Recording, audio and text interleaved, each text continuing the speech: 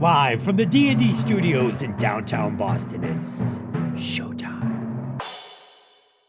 Welcome to Hey, did you ever see that movie? I'm your host, Des, and as always, I'm joined by my lovely little co-host, Delynn. I have to do pranks like this so you'll like me. And joining us again, the podcaster with a degree in terror, Tony. Hey, how's it going? Tonight, we'll be discussing the 1982 horror movie Friday the 13th, Part 3 in 3D. Written by Martin Kitrosser, Carl Watson, and Victor Miller. Carol Wallace. I have to pronounce, it's not Carl, it's Carol. Written by Martin Kitrosser, Carol Watson, and Victor Miller. Directed by Stephen Miller. Starring Dana Kimmel, Tracy Savage, and Richard Brooker. As always, this podcast will contain spoilers, so if you haven't seen the movie, go watch it, then come back and listen to the podcast. Delynn, spin the trailer.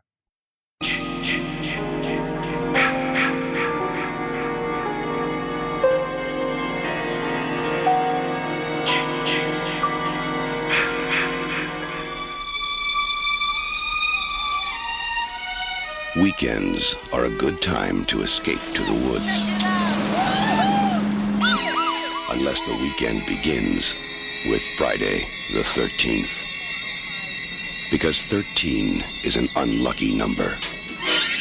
But out here, so are 1 through 12. Because these are Jason's woods. And nobody leaves them alive. Friday the 13th, Part 3 in 3D. Jason, you can't fight him.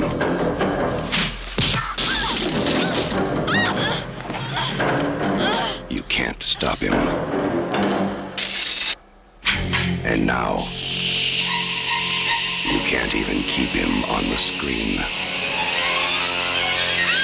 Friday the 13th, Part 3 in 3D. Now, when it comes to killing in Jason's woods, Jason will come to you.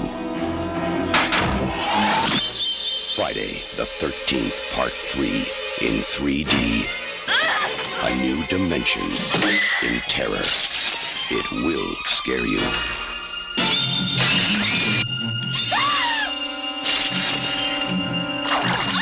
Count on it.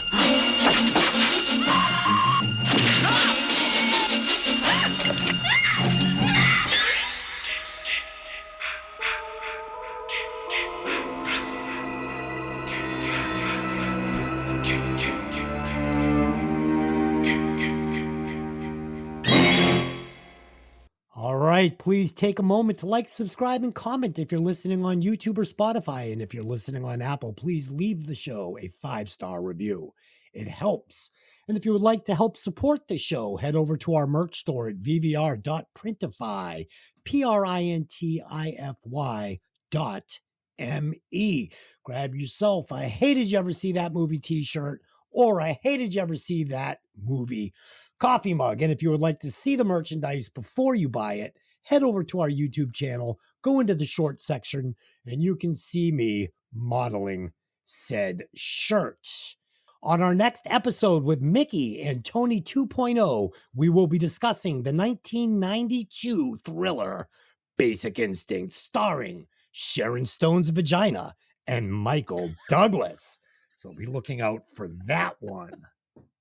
It was kind of funny because how you said, if you're listening on Apple, leave the podcast. Like it was like, That's leave. Leave the podcast leave. now. Just fuck off. Just fucking leave. Fucking walking All right. pause there. Leave.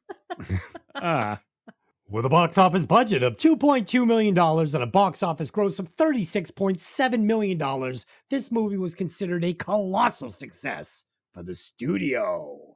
Was it a colossal success for the viewers, though? We're going to find out. Delynn, did we get any mail this week? Yes, on our Step Brothers episode, we got a comment from Randy the Slayer that said he absolutely hated this movie the first time he saw it. Gradually, over time, it's become one of his most quoted films. And I think that that's probably what a lot of people felt about that movie. Okay, so Radio Universal wrote in and wrote, this episode is raw. It's great. For Tony Original Flavor, what does he think of Tadrip Speak No Evil and Sistel Siem? Isn't she the best actress that no one's ever heard of? Also, did Tony ever get the help or go to therapy that he needed? Tony, have you been to Obviously, therapy? And what do you think of these two people? not since we've spoken. No therapy. I can't get callbacks. Go fucking figure. Get callbacks. Thanks, Obama. Anyway, Speak No Evil, the original version is what he's referring to, which is fucking amazingly disturbing. It's basically just it's a movie. It's a cultural, definitely a cultural feel.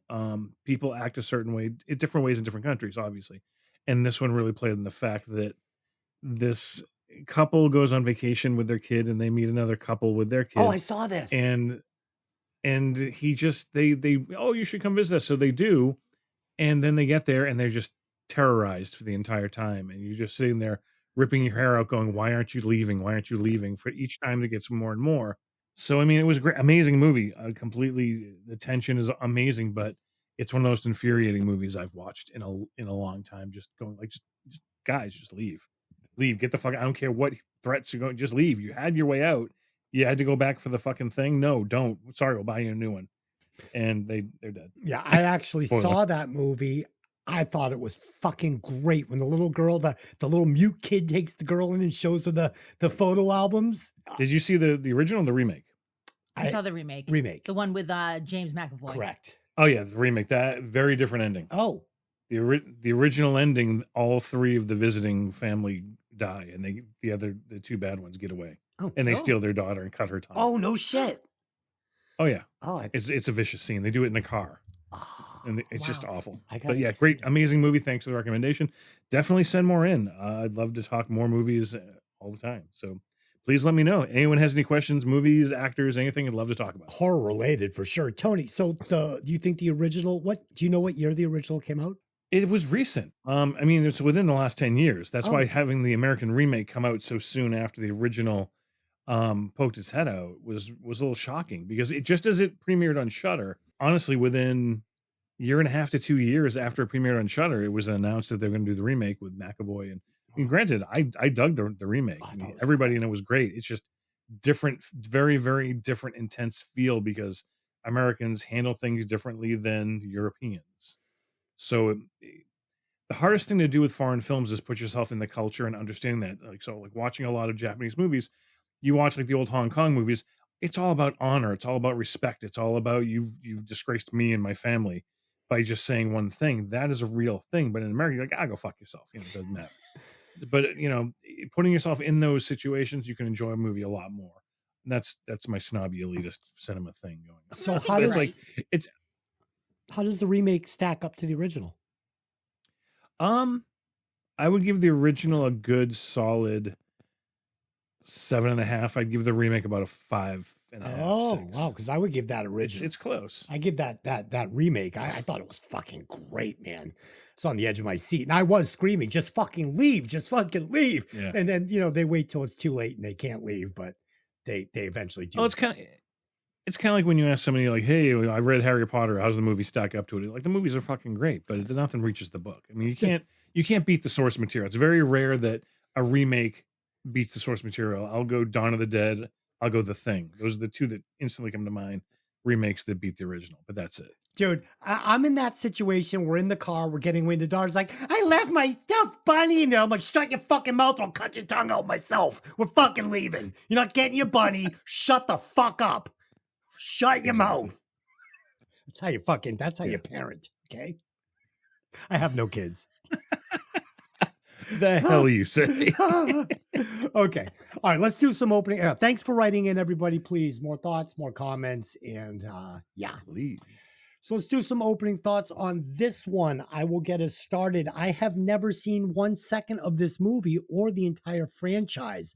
The question is, did I like it? Of course, I've seen the first 2 movies now. So it's coming into this one fresh. All I knew was he was getting his hockey mask. I knew nothing else about it. This franchise has been doing awesome numbers for us. And like I said to Tony, I'm not going to blink. You guys want to play a game of chicken with us? Will we do 8 Friday the 13th in a row? Try me. Tony, have you seen it? This is the first one I saw in the theater when it came out, so I was 12. My aunt definitely taking me to things I shouldn't have seen at that young, but somewhere in my attic I still have the 3D glasses, so it's definitely stood out. It was the summer of 3D. It was like, I think there was Coming At Ya, this, and there was another 3D movie that came out right around the same time. It was like some Raiders of the Lost Ark ripoff, Alan Quatermain or something. I don't remember if it was the Librarian. 3 big 3D movie. Oh, and Jaws 3. Shit, Jaws 3 came out the same year. How could you So forget everybody- Jaws 3D? Right? Oh, because everybody wants to forget Jaws 3. Tony, this is going to come up in my notes. I actually write in my notes, was this movie made for kids? So I don't think it's that inappropriate you were taken to this. Obviously the gore and it's Gore? it's the gore and the sex they made for teens. This is a teen movie they made for teens. There's no sex. There's one scene, the one nude scene, the shower scene after they get in the hammock. That's it. But again, that's nothing compared to the first. I think I saw a nipple. It's like fucking when you're like trying to tune in cable box when you're little with that black control with the X and the fucking minus, and you're like frantically going each way on Cinemax, like, and you're like, I saw a nipple. I saw it. No, you didn't. Yes, I did. I saw a nipple. That's that shower scene. Okay. This is not the part. This is not part 2. This is way different than part 2. Like I was like, wow, I agree. drop off in sex, drop off in nudity, drop off in violence, drop off in entertainment. Really? Yeah. Wow. All right. Oh. All right. We'll get to that. Yeah, I don't believe that. Delynn, had you ever seen part 3? Never. I had no clue what I was walking into whatsoever. Disappointed. I do have an Oculus. I did check to see if I could watch this in 3D. Unfortunately, it's not offered in 3D on Amazon. Oh. So I was unable to watch this in 3D, but I got it. Like just watching it in 2D on my, 70-inch TV, I understood what they were going for. I could imagine what it looked like. I gotta be honest. I've seen it. I saw it originally. I mean, I saw it with the blue and the blue and red glasses, and that's when they first put the original DVD out, was the red and blue glasses. So it's always been shitty 3D until they did the real 3D for the box set. And I'm not gonna lie, this watching it the other night in 3D on the 3D TV was fucking mind blowing. I sat there like with my jaw open, like, Really? I can't believe the amount of quality and love they put into this transfer, because every scene has depth. Everything is like you're outside the house looking inside at the person looking out, but behind them you see everything on their counters. It's like the detail and the clarity they did with this, the transfer.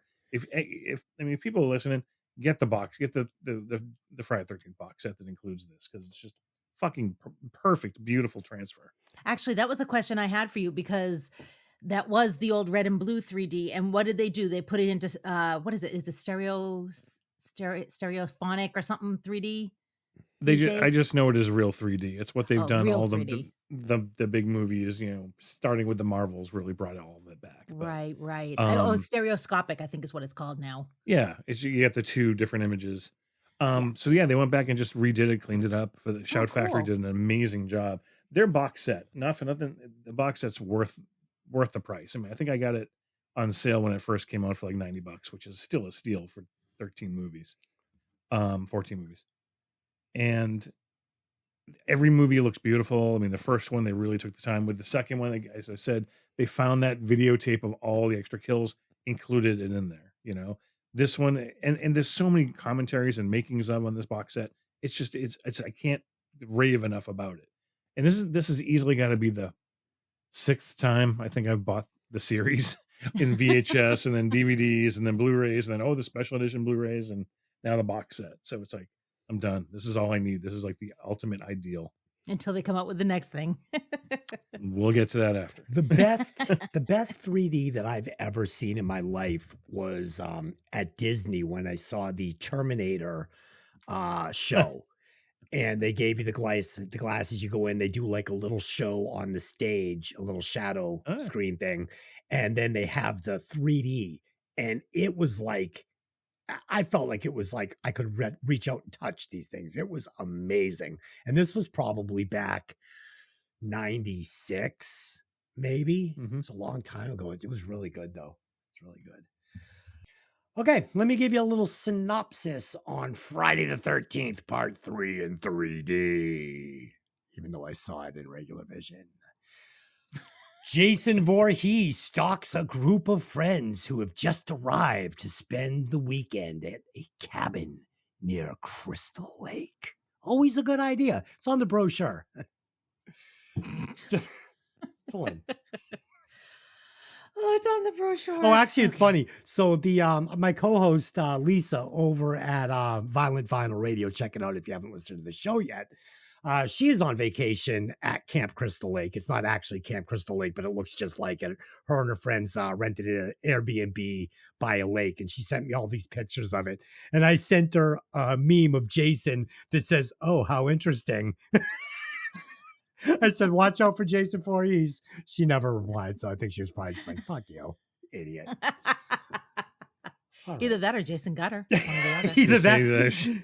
Yeah. She's gonna be on the news soon. Either that or you've heard your last episode of Violent Vinyl Radio. All right, let's do it. Scene breakdown. All right. Picking up from the previous film's events with a flashback sequence, Jason has survived his attack with Paul and Ginny and migrates to a country store where he changes clothes and then stalks and murders the store owners, the henpecked Harold with a meat cleaver into his chest and his cranky wife Edna with a knitting needle through the back of her head before moving on to a nearby lakefront property named Higgins Haven. I'm keeping that short and sweet because I think we've got plenty to talk about here. Let's talk about the 3D. Early in this movie, they go really out of their way to kind of show you what's 3D, even when you're not watching it in 3D, like the TV antenna and the baseball bat. And yeah, we get it. Even though like we weren't watching it in 3D, I still got it. You know, the snake in the rabbit hutch. It was a gimmick. Laundry pole. Yeah. Everything was, even the beginning credits were coming out at you. 100%. Yeah, 100%. And it's a gimmick and it was a fad. And I don't take any issue with that. It was cool. Cause I'm sure if I had been watching it with the glasses, I would have been all excited and into it. So, the one thing I did, yeah, I bet you were.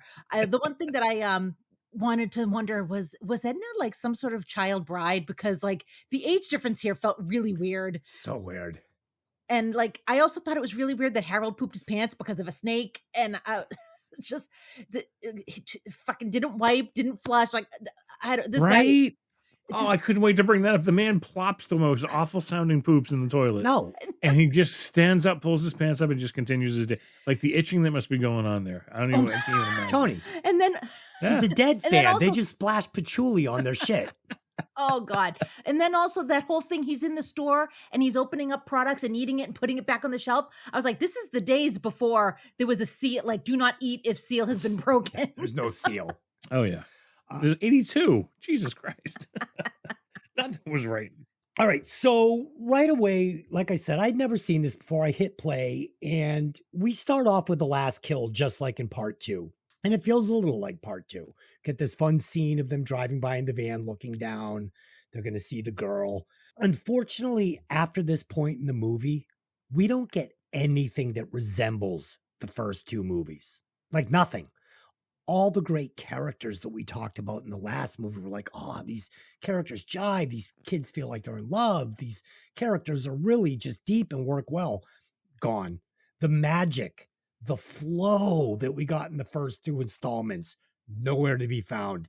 It's replaced, and I said this to Tony in a text, it's replaced with what feels like episode 1 of a low-budget, made-for-TV series based on the Friday the 13th franchise. Like, I would expect to see this like on, I don't know, like Fox, maybe in USA, maybe in 1998, you know, tune in for episode 1 of Friday the 13th, the series.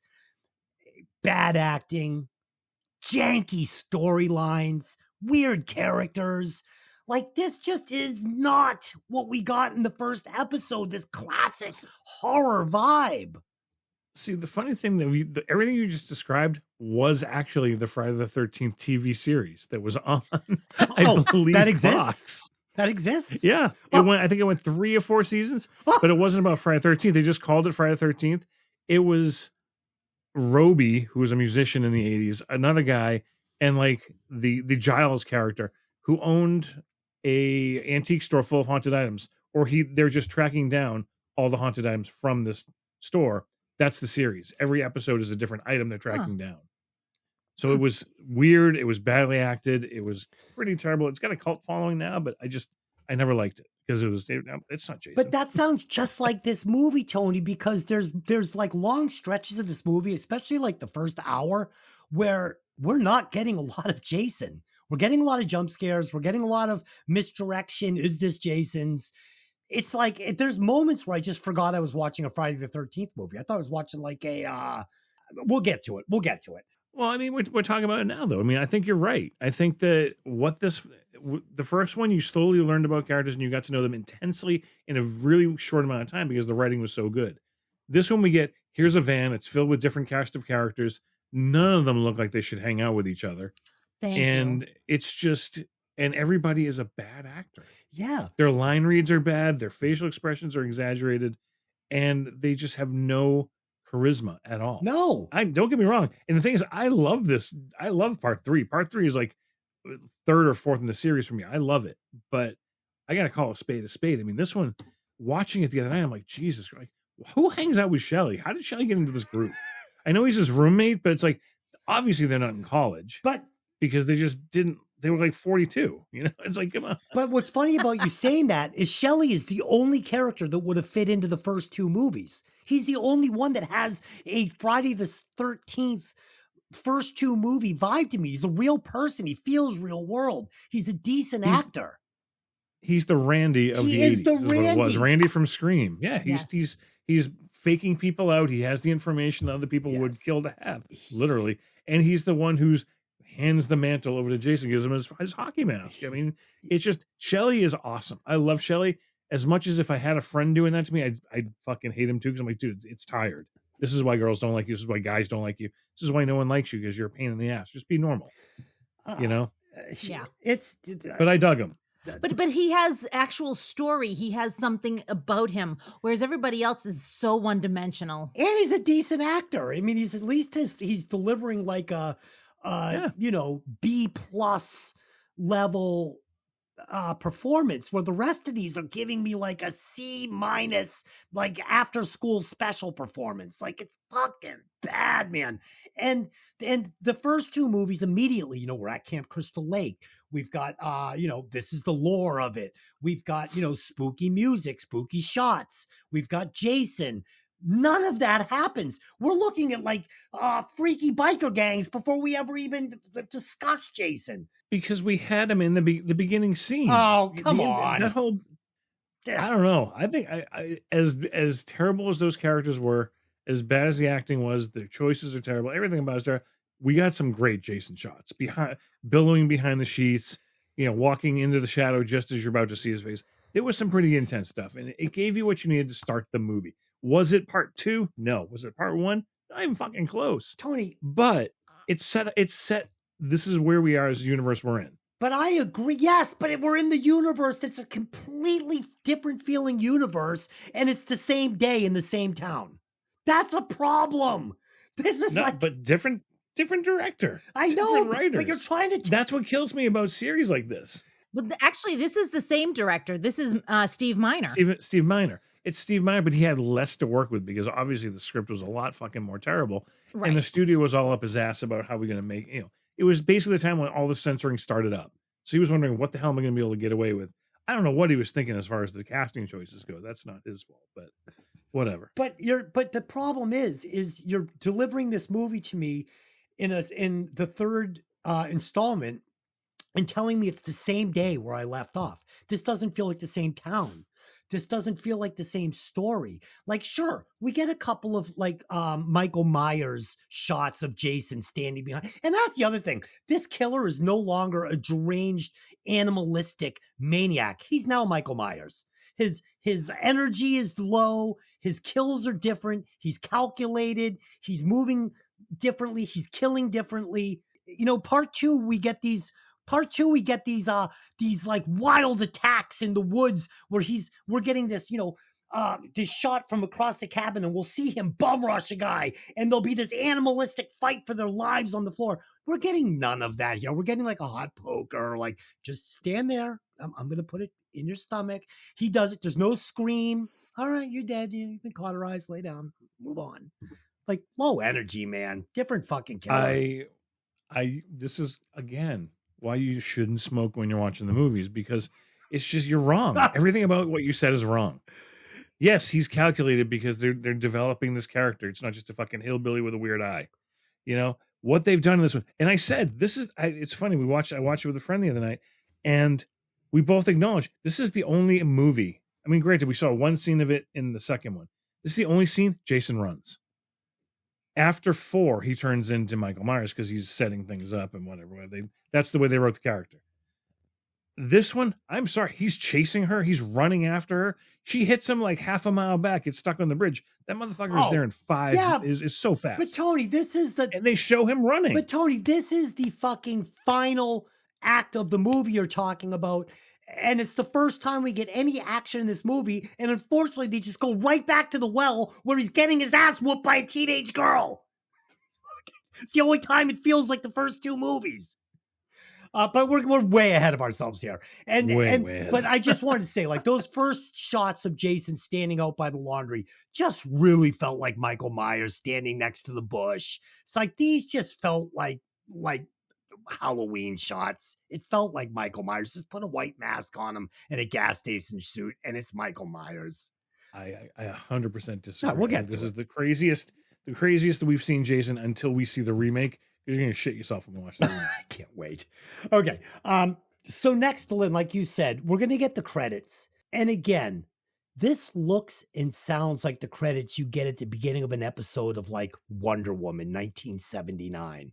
You know, like that's what I'm feeling. This is not giving horror movie vibes at all. You are besmirching the Friday the 13th disco theme. Go fuck yourself, sir. You are offending a whole audience of people right now. True, though. Who live for this. I am not saying what you're saying is wrong, but it's not bad. It is so groovy. I would like to point out that it is also, the song is canon to actually exist in this universe, because when they're in the store later, this song is playing on the stereo. Oh, God, it's all bad choices. And you're talking about groovy? You want to talk about groovy? Totally groovy. Yeah, I do. I'm not going to talk about Marsha yet, but let's just say Marsha is going to make a fucking appearance very soon. Okay? So we open with this old couple. We get the henpecked husband and the bitchy wife. And immediately, this feels like a short story from Creepshow. This feels like a Creepshow episode to me. It's funny. It's campy. I'm looking for cockroaches. I'm looking like, this is fucking out of that Creepshow movie we watched. This could have been like the 5th installment in that fucking movie. Because you're just waiting for her to scream, tell it to call you Billy, you know? It's like, just call me Billy. Yes, everybody does. Yes! She's exactly that character. She's Adrienne Barbeau, totally. Yes, but that's a problem because this is Friday the fucking 13th. This is not that. And it's like, just, I'm bewildered at this point. I was expecting something different. I was expecting we were going to get a mashup of part 1 and part 2, but we were going to finally get the mask, which, I mean, I literally died of old age waiting for the mask to come, but we're going to get the mask, but no, totally right down. So yeah, it's just not setting the mood of a Friday the 13th movie for me. If I'd gone into the theater to see this, I would have been like, am I in the right theater? And that happens several times in my write up here where I'm like, if I had seen this in the theater, I would be wondering if I was in the right theater. And this is going to get way worse before it gets better. And it does get better. It does get better, but it takes a while to get there. So I did like that this picks up on the same day as the end of the last movie, but unfortunately this doesn't feel like the same universe right down to the lake. This lake looked like the lagoon from Gilligan's Island. Like I was waiting to see a fucking, like a big landmine wash up and Gilligan run out and have his necklace stick to it. Like it looked like the tiny little lagoon that you see down on the fucking Jaws ride at fucking Disney. This did not have Camp Crystal Lake vibes. The first 2, we get these beautiful shots that make you feel like you're out in the woods, secluded. You're scared. Here, I feel like I'm on a fucking Hollywood backlot. It fucking blows. It's all shot in California. It's all shot in California, and it's obvious that it's shot in California because the first two movies look bluish green because it's New Jersey and it's East Coast. And you get out to California, everything is yellowy and orange, and it looks like it, and it's hilly, and just the vegetation is all wrong. Yeah. It doesn't look like the same place. Yeah, Completely. This isn't the secluded woods of fucking deep Jersey with a gigantic lake. This is like, they're not fooling anybody. This isn't scary. See, but no one's going to see the lake. They want to see the kills. At this point, you know what you're getting into. Yes. Yeah, agreed. That's what you're looking for. They're coming for the kills. Too bad we're not going to get any. So next we get a little news report basically giving us the details of part 2, which we already know, letting us as the viewers know that this is all happening the same day. And then we're going to get the first of a million jump scares that this movie unsuccessfully leans on way too hard.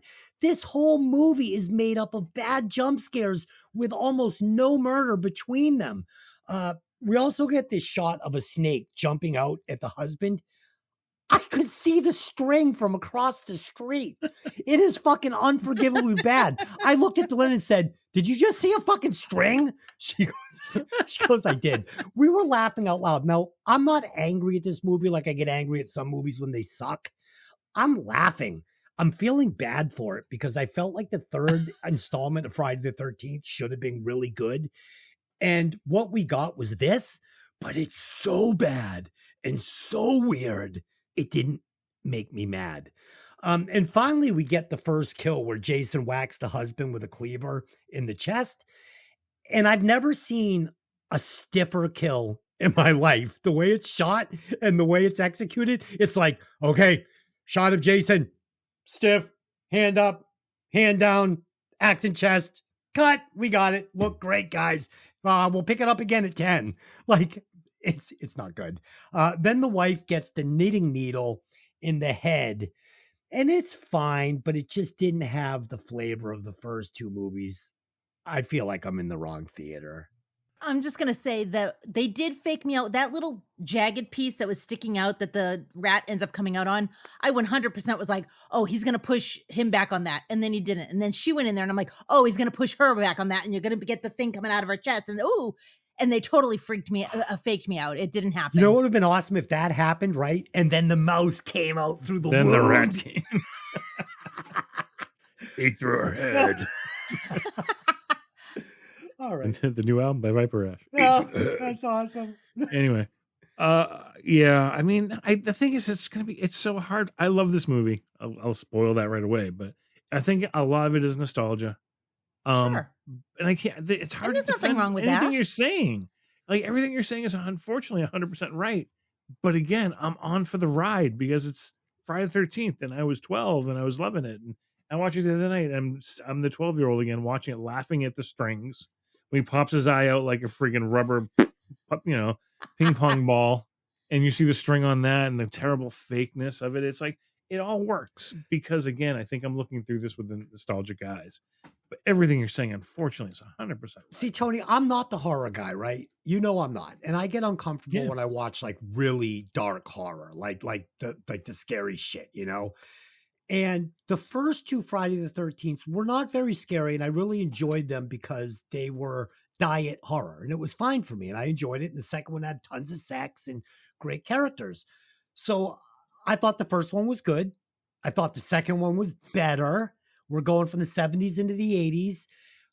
I was expecting this to be like, okay, we're going to take another step forward. This is going to get scarier. It's going to look better. The kills are going to be better.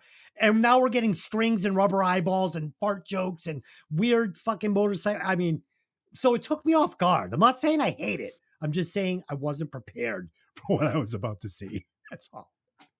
No, you're right. It's just, it's funny because the location definitely makes the difference. And I'm trying to think of like going through the series, like 4, 5, 6, like some of them look good. Some of them just, they're in a soundstage. Yeah. I mean, this was obviously, except for the big wide shots at the end, the final scenes, those were definitely on a lake, but the majority of it was on a soundstage. Yeah, because Tony, like in the first two, we're going to get lots of scenes where the teenagers are walking through the woods, going to different locations.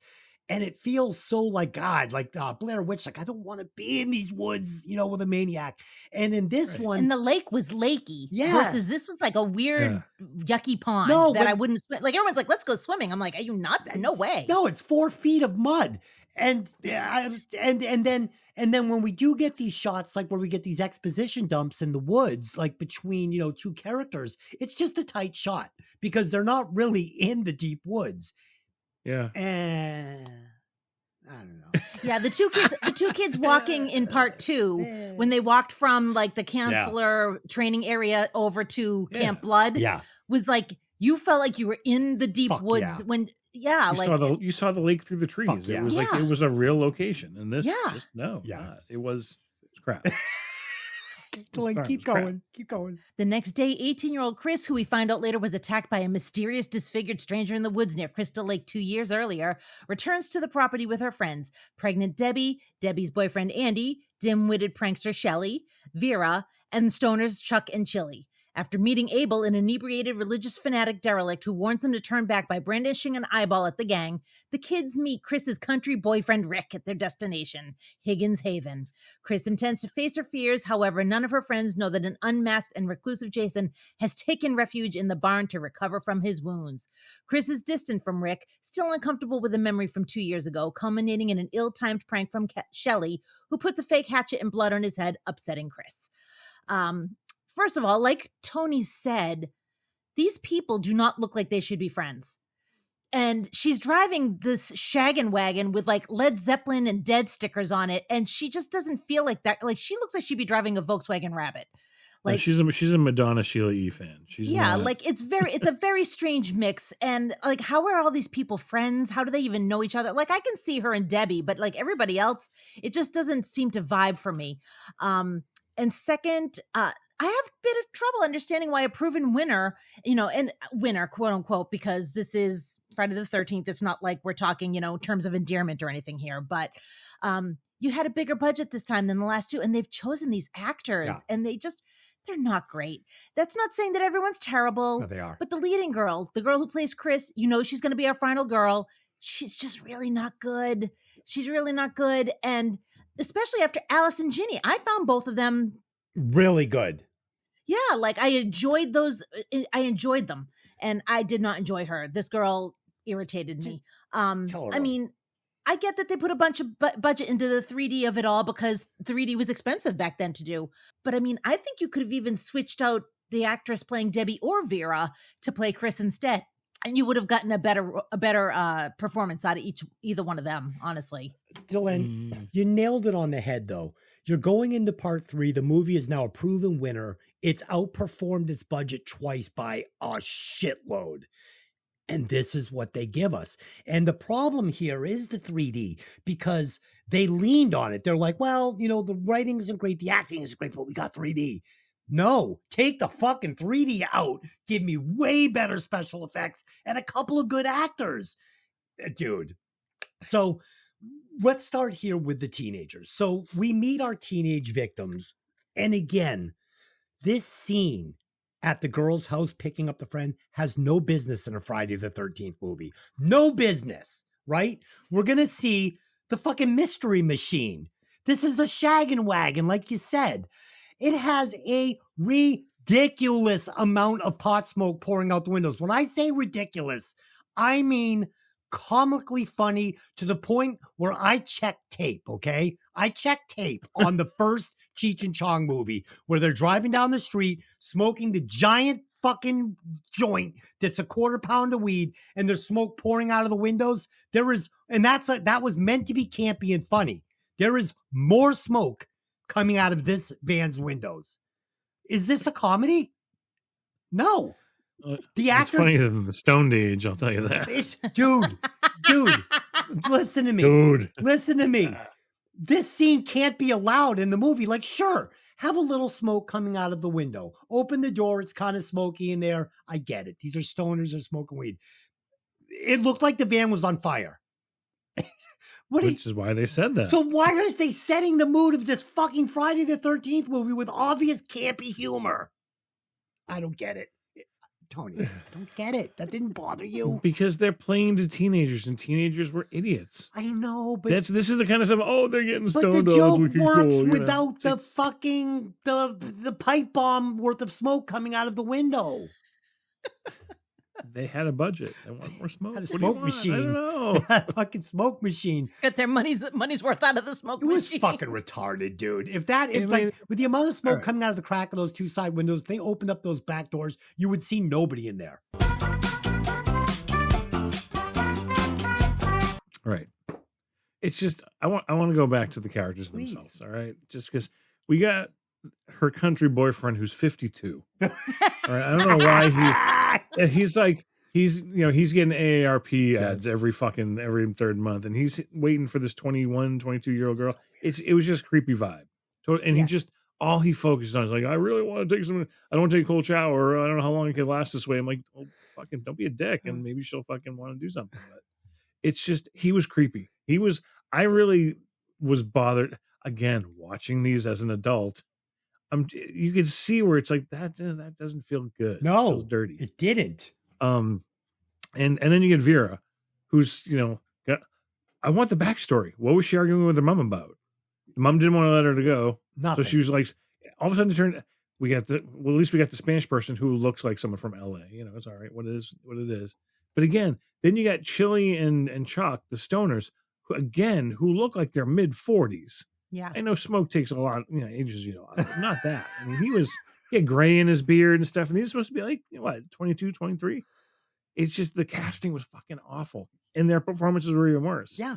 The only other thing I remember ever seeing Dana Kimmel, who plays the lead in this, was Different Strokes. Yeah. And that's the only other thing I ever saw her in was with Different Strokes, but just not good. Dude, I have no problem with the characters. Like, it's fun. Like, sure, I could see this working with a couple of stoners. They're just not good. They don't remind me of real stoner teenagers. Give me two kids that look like they came out of Dazed and Confused, right? Give me two of those kids. The kid with the long hair and the hat from Dazed and Confused. Yeah, man. Like, give me him and somebody else, and it works. Even if they did something like, give me a throwaway line, like somebody looking at the other one and going, why did we bring them again? Oh, well, they were the ones that were bringing the pot. So, exactly. We let them. Because it didn't feel like they were like natural friends. Or like Shelley. This friend group felt very broken. Same thing with Shelley. Like, give me a reason why he's there. Like, maybe it's his van, like, we had to invite him because it's his van. Yeah, Shelley's got the van, but no, Shelley's coming along to be hooked up with the hottest chick in the movie. What? And that didn't work. No. The thing that always bugged me, it's like, how are these people okay with her being pregnant? Like, why? I don't know. If they, again, supposed to be in their 20s and they're like, oh yeah, well, I'll just go away. You're pregnant. But like her parents would let her go. And yeah, if there's a Dude, I forgot about that. That's the janky story writing. None of it needs to be in here. It just brings this movie down.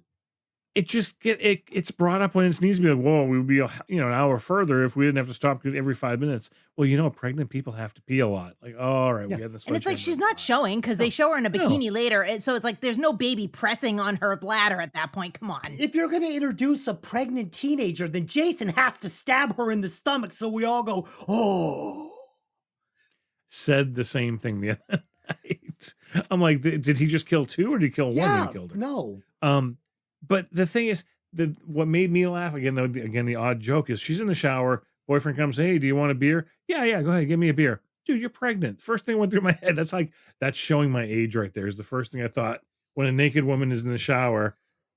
She shouldn't be drinking. That's bad for them. No, but back in the 70s and early 80s, alcohol and cigarettes didn't hurt babies, unborn fetuses. And I believe back in the 50s, they actually encouraged you to smoke and drink. The doctor would be like, listen, you're really going to want to smoke some Camels and drink some unfiltered Schlitz and drink some Schlitz. It stimulates the baby. It stimulates the fetus. It calms, the nicotine calms your system down, lets it fall right out of you. So let's talk about the characters some more. So we're going to get Crazy Ralph here, right? Oh. We're going to get the new Crazy Ralph. So stolen right from the first two, with this warning to the kids. But unlike the original Crazy Ralph, this character is beyond forgettable. He isn't woven into the story at all. He's just laying in the road. He delivers this super flat line and then fucks off, never to be seen again in the movie. And it But just, he has the eye. I, He has an eyeball. Come on. man, just no heart in this character. Just nothing. You know, you meet Crazy Ralph in the first two and you're like, wow, that's cool. Good character. This guy's so backwoods.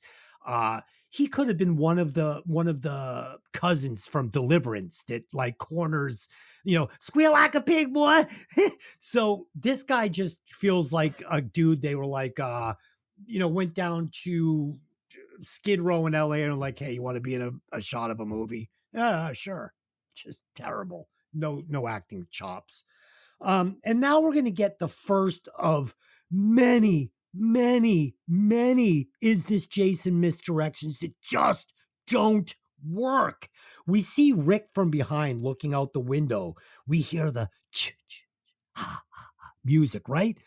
But it's not scary because I know it's not Jason in those designer fucking chick jeans with the fucking flannel shirt tucked in nice and tight in the belt. Like, this could not be the sweater around the neck. Yes, too. like that was the worst. Like he's a sweater neck guy. All the choo-choo ha-ha in the world is not gonna fucking make this scene scary because I know it's not Jason. And they're gonna do this trick at least 5 times in this movie.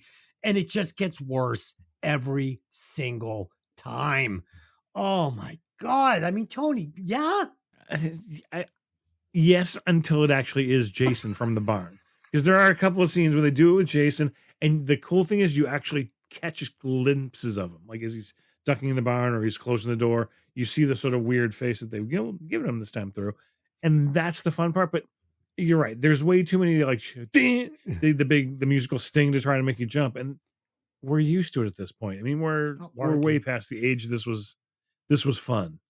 You know, back in '82, again, gotta put yourself back there. Now we're reviewing for now.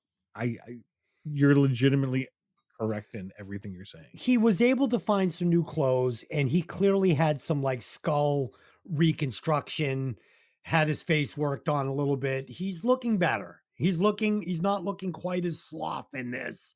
You can tell he's had some work done, right? He lost the hair, you know. Yeah. Thank you, Tony. Hold on. We need to pause and mention this. Where did he find time to get his hair cut and shave? Because it's literally the same night. It's the same time. He had a full weird scraggly hillbilly beard, and he had hair. Yeah, and he had hair, and he had different clothes. He's much more refined. Well, he changed. I'll allow the change of cloothes. Yeah, the change of clothes is fine. He's lost a little weight. He's looking good. Oh fuck! He's totally bulked up. You kidding me? He's a fucking house. Look more like a bear. Look more like a bear in the first one. I don't know. Maybe look a little leaner in this one, a little taller and athletic.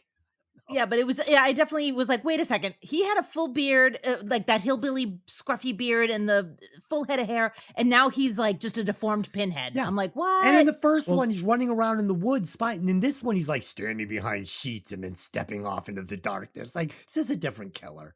This isn't the guy that crashed through the window going, I love you, Chunk. This is a different killer. Every once in a while, you say something that just makes you go, and it derails everything in my thought process. Then I'm like, did he? First of all, I have to identify what the fuck it's from. 2, I want to see if you did it accurately. And 3, I'm like, oh yeah, that is pretty good. All right, good job, Tony. So it's just, I can't remember what the fuck my point was. In the last episode of Violent Vinyl, Lisa's talking about facts of the New York dolls, and I said to her, do you know how many times you can patch a sex doll before you have to throw it away? She said, what? I said 3 times. Keep going. And that's true. Had one. Okay, so we're talking about the lead. Oh, appearances. No, appearances. That becomes the thing that happens in every movie now. Like it's wait for the reveal for the mask to come off. What's Jason going to look like this movie? And that's always the good payoff. That's why they wait till the end. That's why you get that. And it's always fun. But yes, part of the thing about the appearances, what bugs me is like you got 2, then that leads into 3, which leads literally into 4. Like the last scene in this movie is the first scene in the next movie. So it literally there's 3 movies, 3 different appearances, 3 different attributes. where he was, because he's gonna not. You thought he didn't run in this one, he's gonna fucking crawl in the next one. You're gonna lose your fucking mind watching him just stand there. But this one, I feel he totally picks it up. So Tony, you make a point here. You're talking about how most of these movies, you have to wait to see the face, right? So we've seen the face. Yeah. That's already done. Now we want the hockey mask. We get this stupid opening scene in this country store, which would be a perfect place for him to find this mask.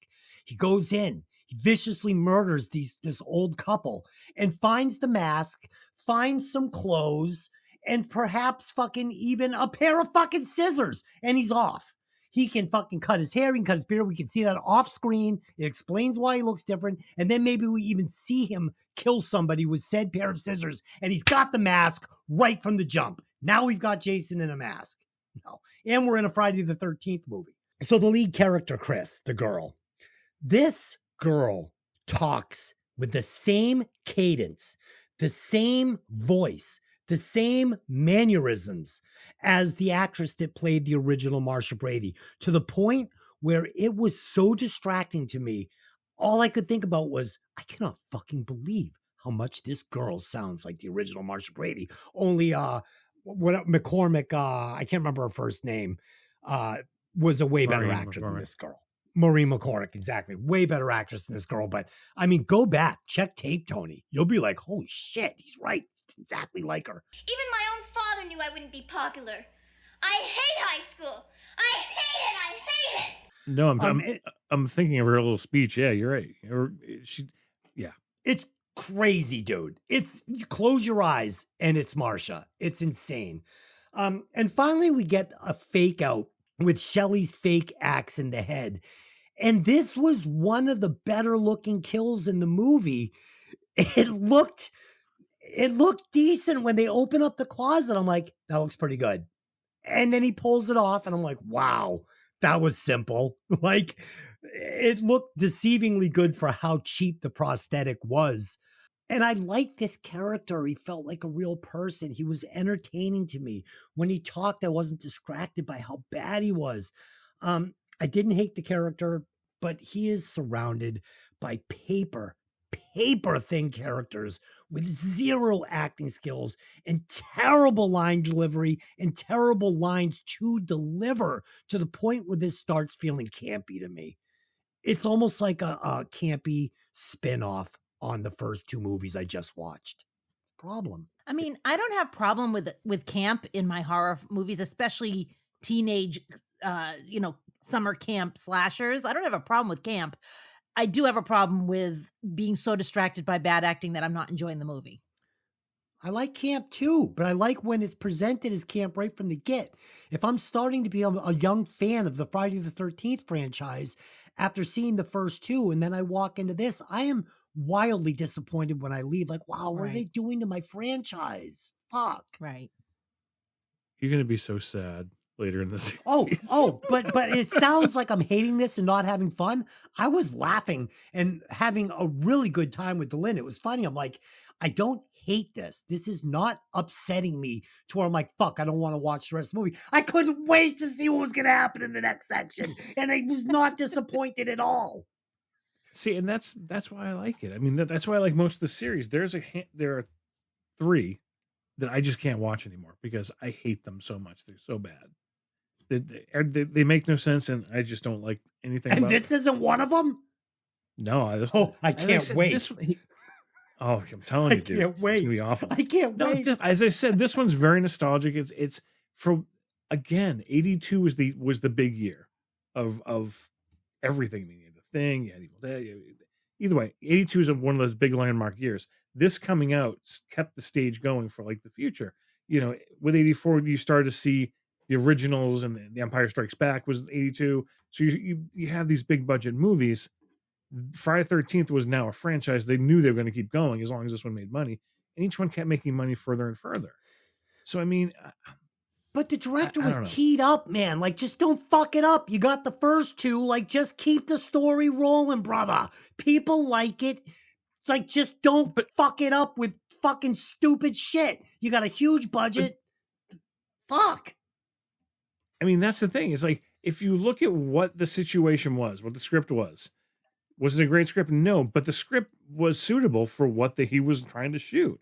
But the actors delivering these are so bad that they make you fucking forget that, like, all right, there's a couple of good lines and there's a couple of fun scenes. Dude, the script was good. We're going to get scenes that look like they're out of the fucking A-Team. We're like some fucking the B-movie, that TV show biker gang's going to siphon gas out of the fucking A-Team van. Come on. All right, let's keep going. Let's see what happens next.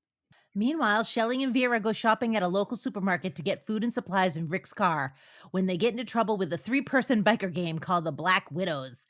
They take money from Shelley's wallet and are so menacing that Shelley and Vera leave as fast as they can. Only problem is Shelley knocks over their motorcycles out front, leading gang member Ali to attack, breaking the car's windshield and driver's side window. Shelley runs over one of the bikes before heading back. When they get there, Rick is pissed about his car and he and Chris leave. The bikers, Allie, Loco, and Fox, have followed the car back and they snake onto the property and siphon gas out of the van. However, Fox wanders into the bar where she meets a grisly end, followed quickly by Loco and Ali. So is this Friday the 13th Electric Boogaloo? Because it kind of felt like it was. Wow, you're racist. You are. These are the only black people in the whole movie, and you're going to call it that? Really? That's not true. That's not true. One of the cops is black. But anyways. I didn't notice because I don't see color. Oh, Jesus. The motorcycle gang out in the middle of the country felt weird to me. I mean, it's clear they're from the city. It's New Jersey, or it's supposed to be New Jersey. I suspect it's probably not a terribly long drive, but it feels like these two would have no interest in going to this super rural area.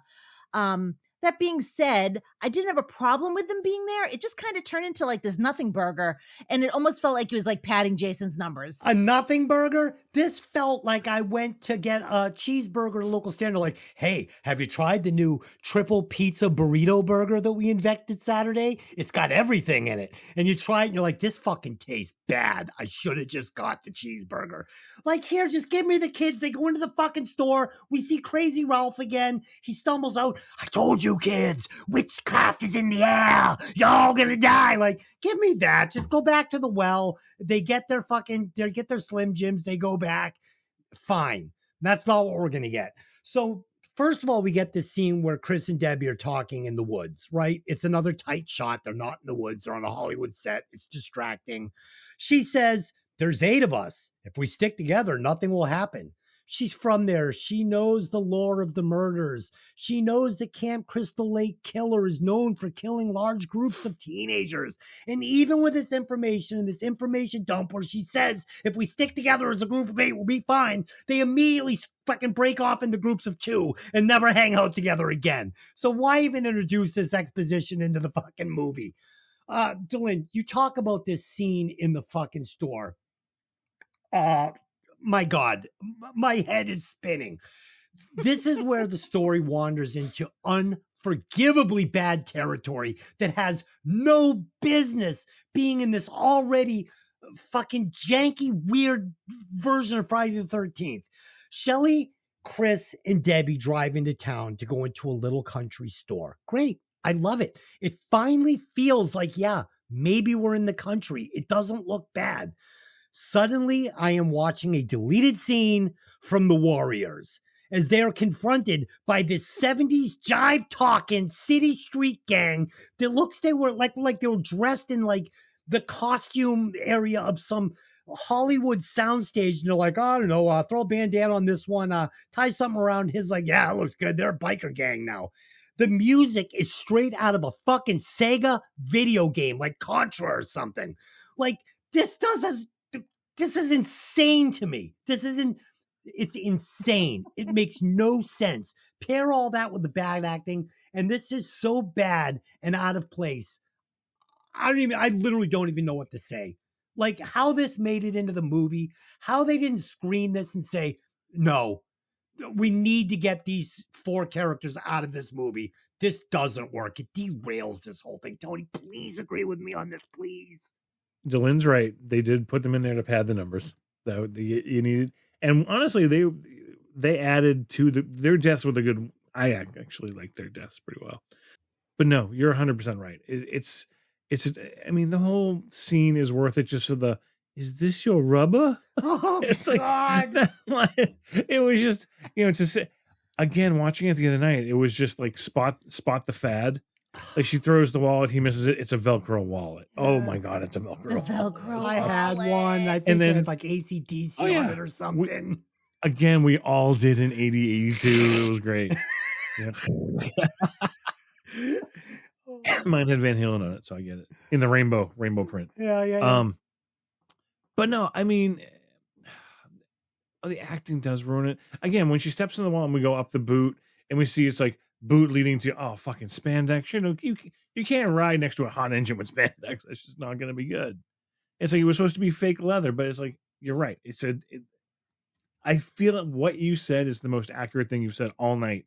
It's like they just said, all right, you're a biker gang. Here, put a bandana here, put a leather there. When you put this vest on, put a cigarette in your mouth there, you're a biker gang. That was so accurate. That's what this was.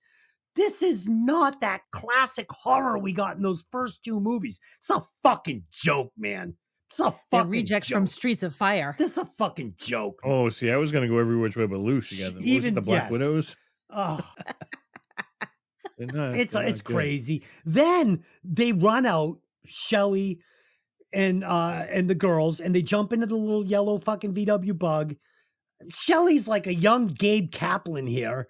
He fucking backs into the Devil Disciples bikes in a fit of rage. He's now going to fight back against the gang, and he speeds away.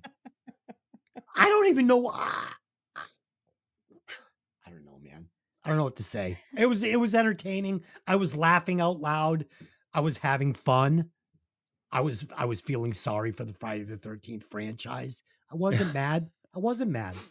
You want to respond to any of that? This store battle. This was like when you fight the like if this whole movie was a Sega video game, Friday the 13th, because that's what the music sounded like. You're playing the game. Like this is like level 3. Fight the bikers in the store. Your jive.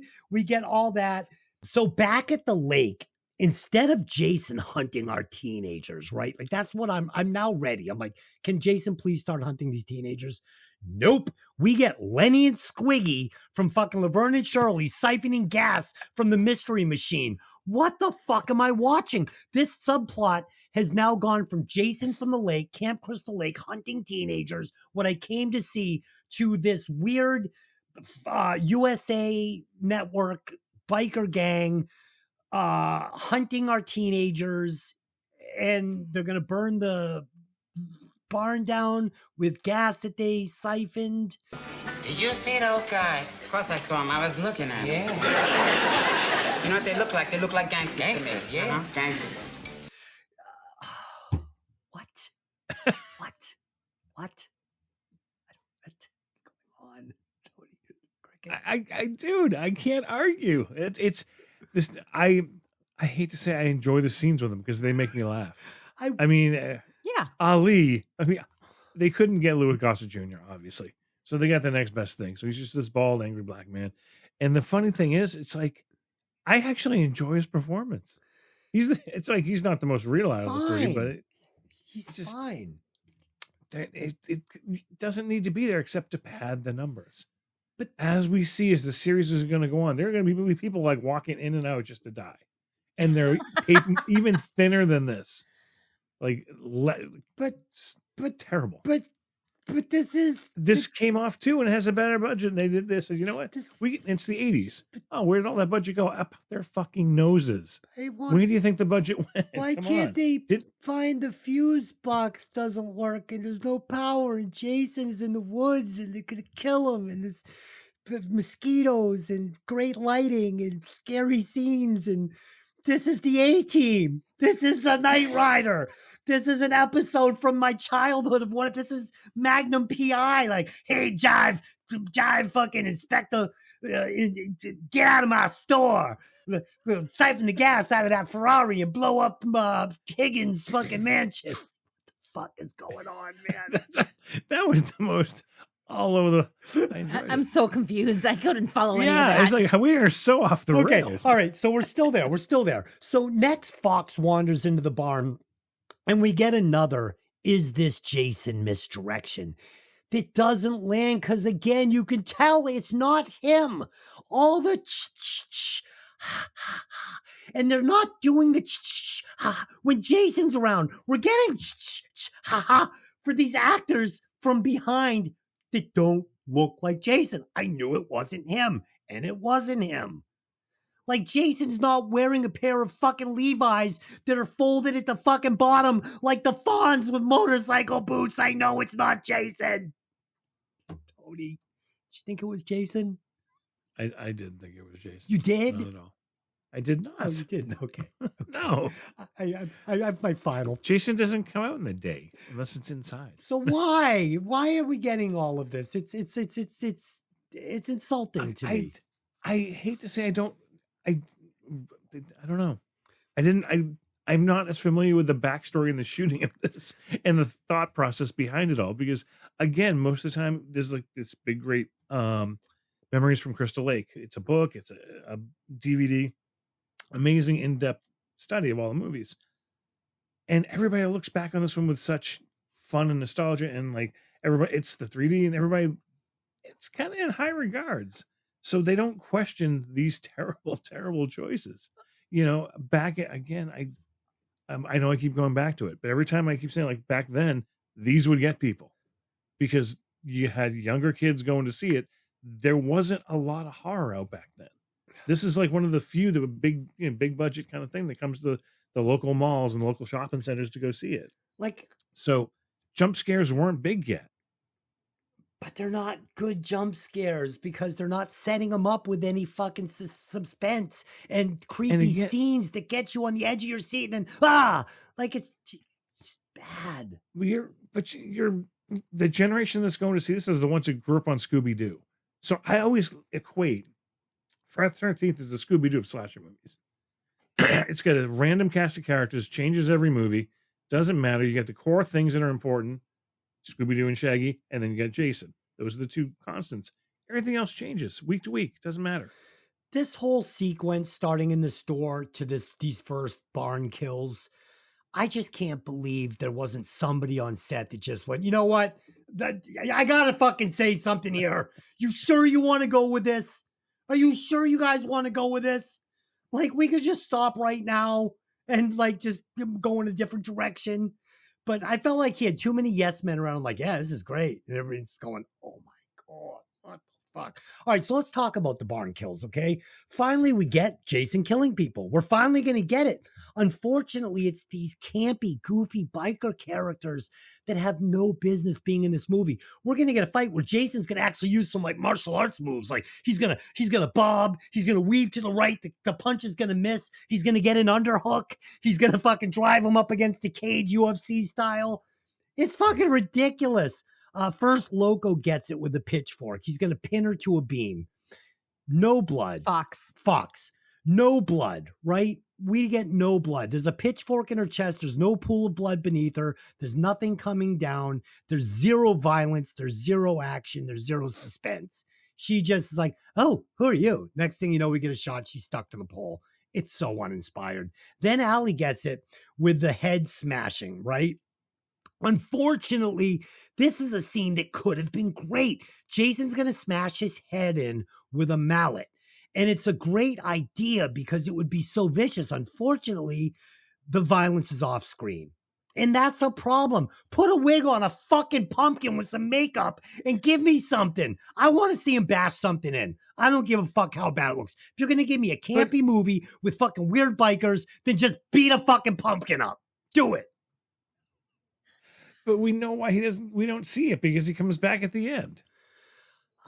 They can't bash his head in there. Look, now they could have showed us with the second time through. But he hit the guy fucking like 9 times with the mallets, which is why when we get to the end of the movie and he comes back out, I am going to scream, what the fuck is this guy still doing in the barn? And why is he alive? It wasn't a mallet. It's like some sort of blackjack looking thing. Oh, so he's just like, he's just beating him. He's blunt forcing him to the head. Which again, the forces he was doing would have definitely. I was going to say, let's check tape. Let's check tape on this. The guy's 250, 6'5", and he's got a fucking barn tool, and he hits him easily fucking 9 times in a fit of rage. That dude is done. He's done. It's the fucking worst writing ever. Ever. Up to this point, this chapter, no sex, no violence, no hot chicks, zero gore, no acting, no action, no suspense, no characters, and almost no Jason Voorhees. This is sad, but it's funny, and I'm laughing, and I'm having a good time. I think we can move forward. I think he's lying. No, I like this movie. I do.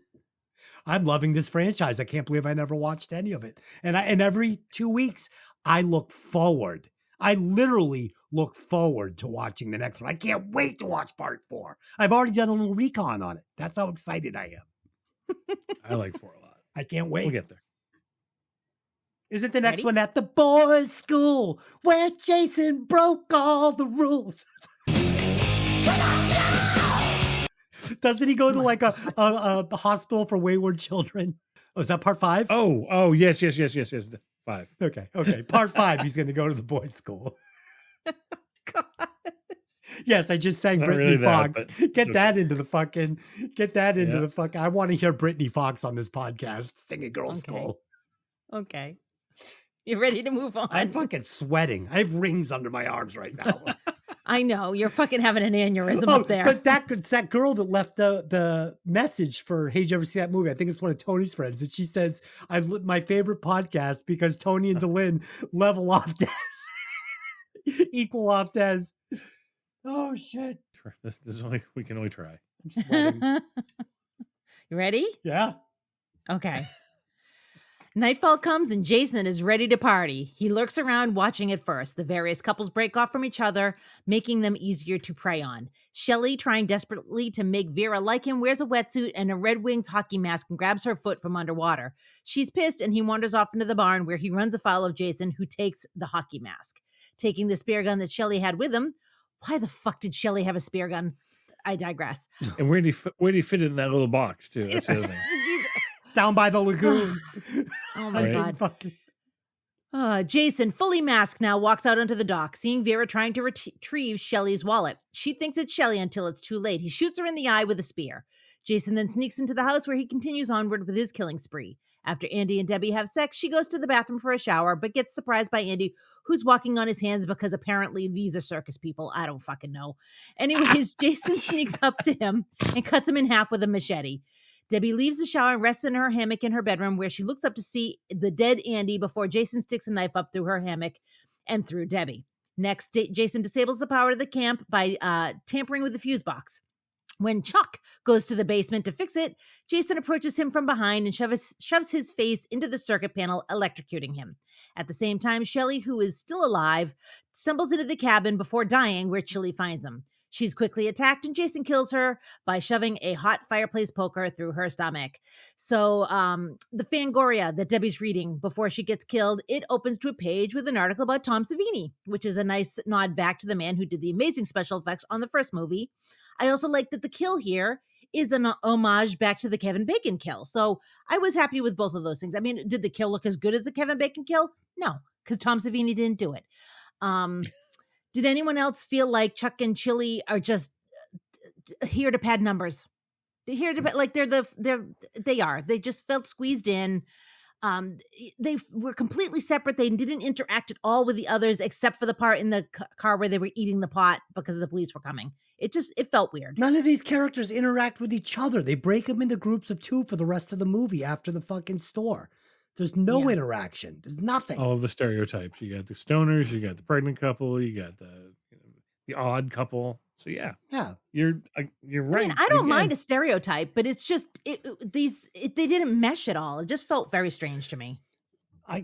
Dude, and even the couples don't match. So next we're going to get Joni and Chachi. That's how I'm going to refer to these two because they look like Joni and Chachi. This kid looked like fucking like the actor that played Chachi on Happy Days. Scott Baio. Scott Baio. Remind me He of had the Scott Baio. Heather. Yes. So they go to screw in the hammock. And in the second movie, we would have got a great scene here. In this movie, We get 2 feet like Naked Gun 2.5, like bumping into each other. This is sex. 2 feet bumping into each other in a close up. 0 boobs, 0 sexy sex. And this is where I say, is this G rated? Like I wanted to check the rating on the movie. I'm like, is this RPG? No rating at all? Good for TV? Felt like good for TV to me. Next, we get a scene where Wonder Bread Rick and Chris are again alone in the woods. I think it's the exact same spot where we had the last exposition dump with them sitting in the exact same spot that did not look like they were in the woods. And we're going to find out what happened to Chris here 2 years earlier with this memory sequence that again feels like it's out of one of those made for TV Incredible Hulk episodes.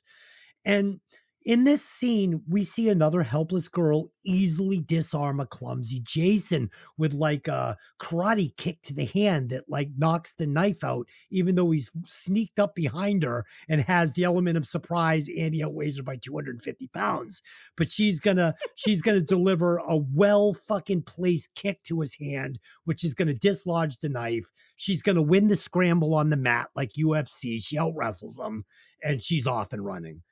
Sadly, this is the scariest scene so far in the movie because it actually feels like it belongs in the first 2 movies.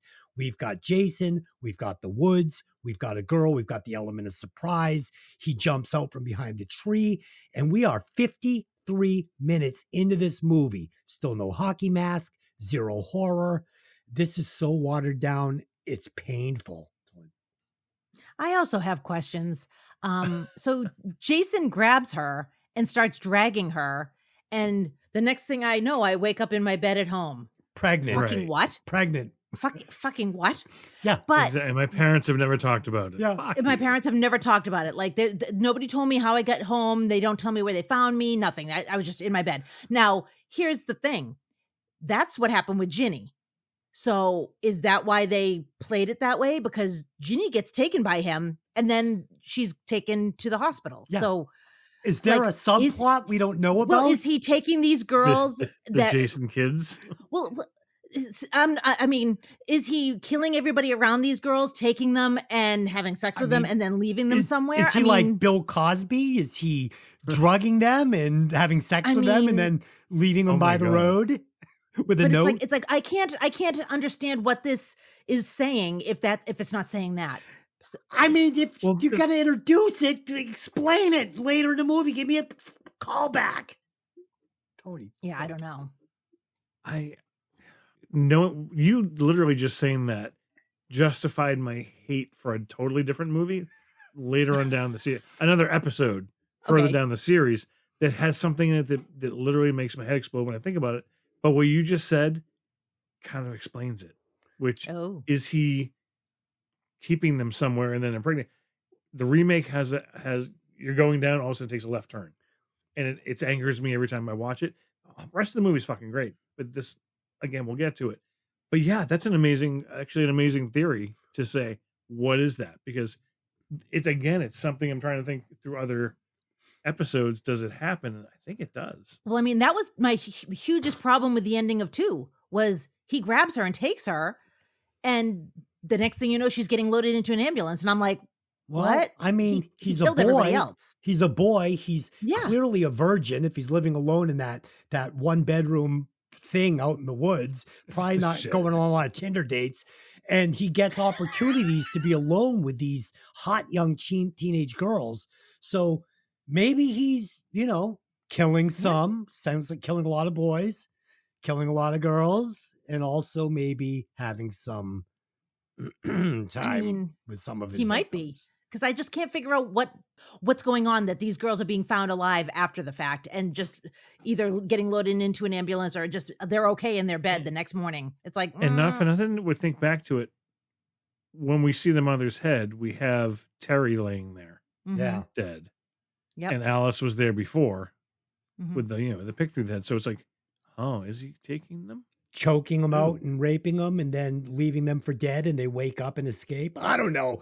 That's a pretty deep theory. A whole fucking I know. I opened up a huge can of worms here, but it was one of those things because I was like, wait a second, that's what would happen with Ginny. And I'm seeing in this movie that there's a lot of taking elements from the last movie and using them, and elements from the first movie and use, and that's totally fine because this is a franchise and that's what you do, and that's how you get the threads that go through and make it make sense. But that was one thing that really, really bothered me in the second movie, and then it really, really bothered me in this one. I'm like, hold on, she was just found in her bed and nobody ever talked about it again. What are you fucking talking about? Oh, but it could have made this franchise so much better if they started building on this boogeyman thing too, where he's a serial killer, but he's also like a serial rapist because he's just so awkward and so backwoods, virgin, not, Well, you think how old was he when he died? 8 years old? 7 or 8 years old? Yeah, something like and that. if he was on the beach, if the counselors were there, did he see the counselors having sex? Was got confusion about sex, Maybe puberty, going into the whole thing? Yeah. Instead of maturing with it, it regressed, comes out in anger, hates. That's why sex is so bad. Yeah, right. It makes him feel things he doesn't want to feel. Yeah, I mean, it's a very serial killer aspect of it, which is realistic. I mean, you got to Yeah. figure this guy didn't grow up with a family with like a golden retriever that he could lose his virginity to when he was 13, 12, 13. What? I heard that happen. You I've you heard lost that. your virginity to an Electrolux. Shut up. I didn't bang that dog because I was afraid it would have puppies with my face and everybody would know what I did. Why don't you take a seat right over there? Why do I actually believe that? That's true. That's true. That was a beautiful dog. I don't want the human dog faces. That was a beautiful dog. Fucking invasion of the body snatchers over here. So next, Shelley is going to finally introduce this iconic hockey mask when he tries to scare Vera by popping out of the water like Jaws. This scene felt like a horrible cut scene from Jaws. She's on the edge of the dock. We're hearing dum, dum, dum, dum, dum, dum, dum, dum, dum, dum. And I'm waiting for Jaws, the mechanical shark, for Bruce to pop out of the water. But instead, it's Shelley. The director is leaning 100% on this bad jump scene, these jump scares. This is all we're getting up to this point. It's so unoriginal. It's not working. It's over and over and over again.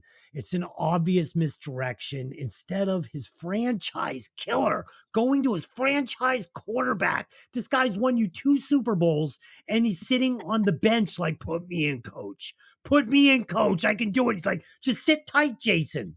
It's Shelley's turn. Shelley's turn to scare everybody. It's just not working. Next, Vera gets it with the harpoon, and at least we're going to see the kill here. We get 0 scream. I have not heard a woman scream in terror, bellow out a blood-curdling scream yet in this movie. We're over 1 hour in. I have not heard it once. No blood in this kill. It doesn't look good. I mean, it's not in 3D. Maybe if it's in 3D, I would have been like, oh, wow, that was great 3D. But just watching it on TV, it doesn't look good. The spear shot straight at us. You saw the string and everything. Come on. It came right out of the TV at me. 0 maniac energy. We get another controlled, calculated Jason. He walks down the fucking dock. He's dressed nice. Shirt's tucked in. He's got his work boots. Eddie Bauer. He's got his fucking jeans. They're looking fine. He's got the spear gun. I mean, in the last movie, this is a fucking backwards hill person maniac that probably can't even speak. And now he's fucking like putting on his best Michael Myers impression, slowly, methodically walking out and pointing the fucking harpoon like, hey, you fucked, huh? He's going to aim it and shoot her. And I'm just like, okay. See, I made the comment when I was watching it with my friend, like that scene literally gets applause every screening I've ever been at. It's just people love that scene because it is, and it was shot and intended for him to be like the cool hand Luke kind of thing with the fucking spear gun. If you notice, when he first walks down the dock, he's just walking. You're right. Very Michael Myers. The first half is that because he's supposed to be stalking them. He's not supposed to be attacking, which doesn't make sense to me, but whatever. But he has a spear gun. So until he aims it and shoots it and kills her with the one shot, he literally almost winks at the audience, throws the gun down, and then turns and walks away. It's so bad. It's a total gunslinger moment. But yeah, it doesn't belong in the movie. This isn't our killer. Argue. This isn't our killer. This isn't Clint Eastwood. This isn't fucking. There you go, punk. To go from 1 to 2 and then 2 to this, you're right. Completely different feel, completely different vibe. Everything about it feels 80s. It's unfortunate where the 80s went. Everything was teen. So you're playing the lowest common denominator, which is let's make stereotypes visible. Oh, you wear the stoners wear the Hawaiian shirts and the Cheech and Chong beard, and the sexy couple wears the varsity jacket and the the preppy school thing. So it literally is all bikers wear skulls cues. and motorcycle Bikers wear boots and skulls, leather, roll and their bandanas. jeans up You're at the cuff. So Tony, let me give you the scene how it should have gone down if this was actually Friday the 13th part 3. She comes down, she sits at the end of the dock, right? Shelly jumps up out of the water. We get the jump scare. Oh, Shelly, you're a son of a bitch. And then, like in the final scene of part 2, we get the wild fucking mountain man, Jason, without the mask, with the crazy hair and the fucking crazy face. And he grabs Shelly from behind, rips his fucking blade across Shelly's throat. His throat spills out. He dumps him into the water. The girl's screaming bloody murder. And now the chase is on. This is Friday the 13th part 3. What we get here is just fucking hot trash. But I laughed. I did. I thought it was funny. There you go, punk. And he drops the gun. He drops the mic like fucking Eddie Murphy and Ron walks off the stage. It's like, fuck you. Fuck you. Now we're going to get to the good though. Okay. Because all of a sudden, out of the blue, like a clap of lightning, this thing becomes the movie I thought I was coming to see. Unfortunately, the victim is going to be walking around on his hands like the guy from Shallow Hal with no legs that just walks around on his hands. So we're going to get, this movie now becomes fucking amazing for 5 minutes. We're going to get a brilliant film. Completely different movie. We get Debbie in the shower. We're going to get a fleeting glimpse of her left nipple. Okay. I mean, I think I saw it. Andy is going to go out and he's going to get it from Jason. He's doing a handstand and we're going to get this shot of Jason Voorhees. It's an up close shot. He's got his fucking machete. We see the mask. It's terrifying. He's big. He's imposing. He launches the machete down into this kid's taint. There's a blood spatter. His fucking body just crumples to the floor. It's deformed. There's blood. It's gory. It's energetic. And then we're going to see Andy's butchered, lifeless body. It's amazing. Then we're going to get her going into her bedroom. We're going to get the best shot of the whole franchise up till now, where we see Andy's body chopped in half, stuffed up into the ceiling beams with his guts hanging out. You see both halves of his torso. It's fucking horrifying. They're showing us this through the eyes of Debbie. She's run to her room. She's on the bed. She looks up. This is what she sees. It's something out of a completely different movie. We haven't seen this level of gore in this franchise yet.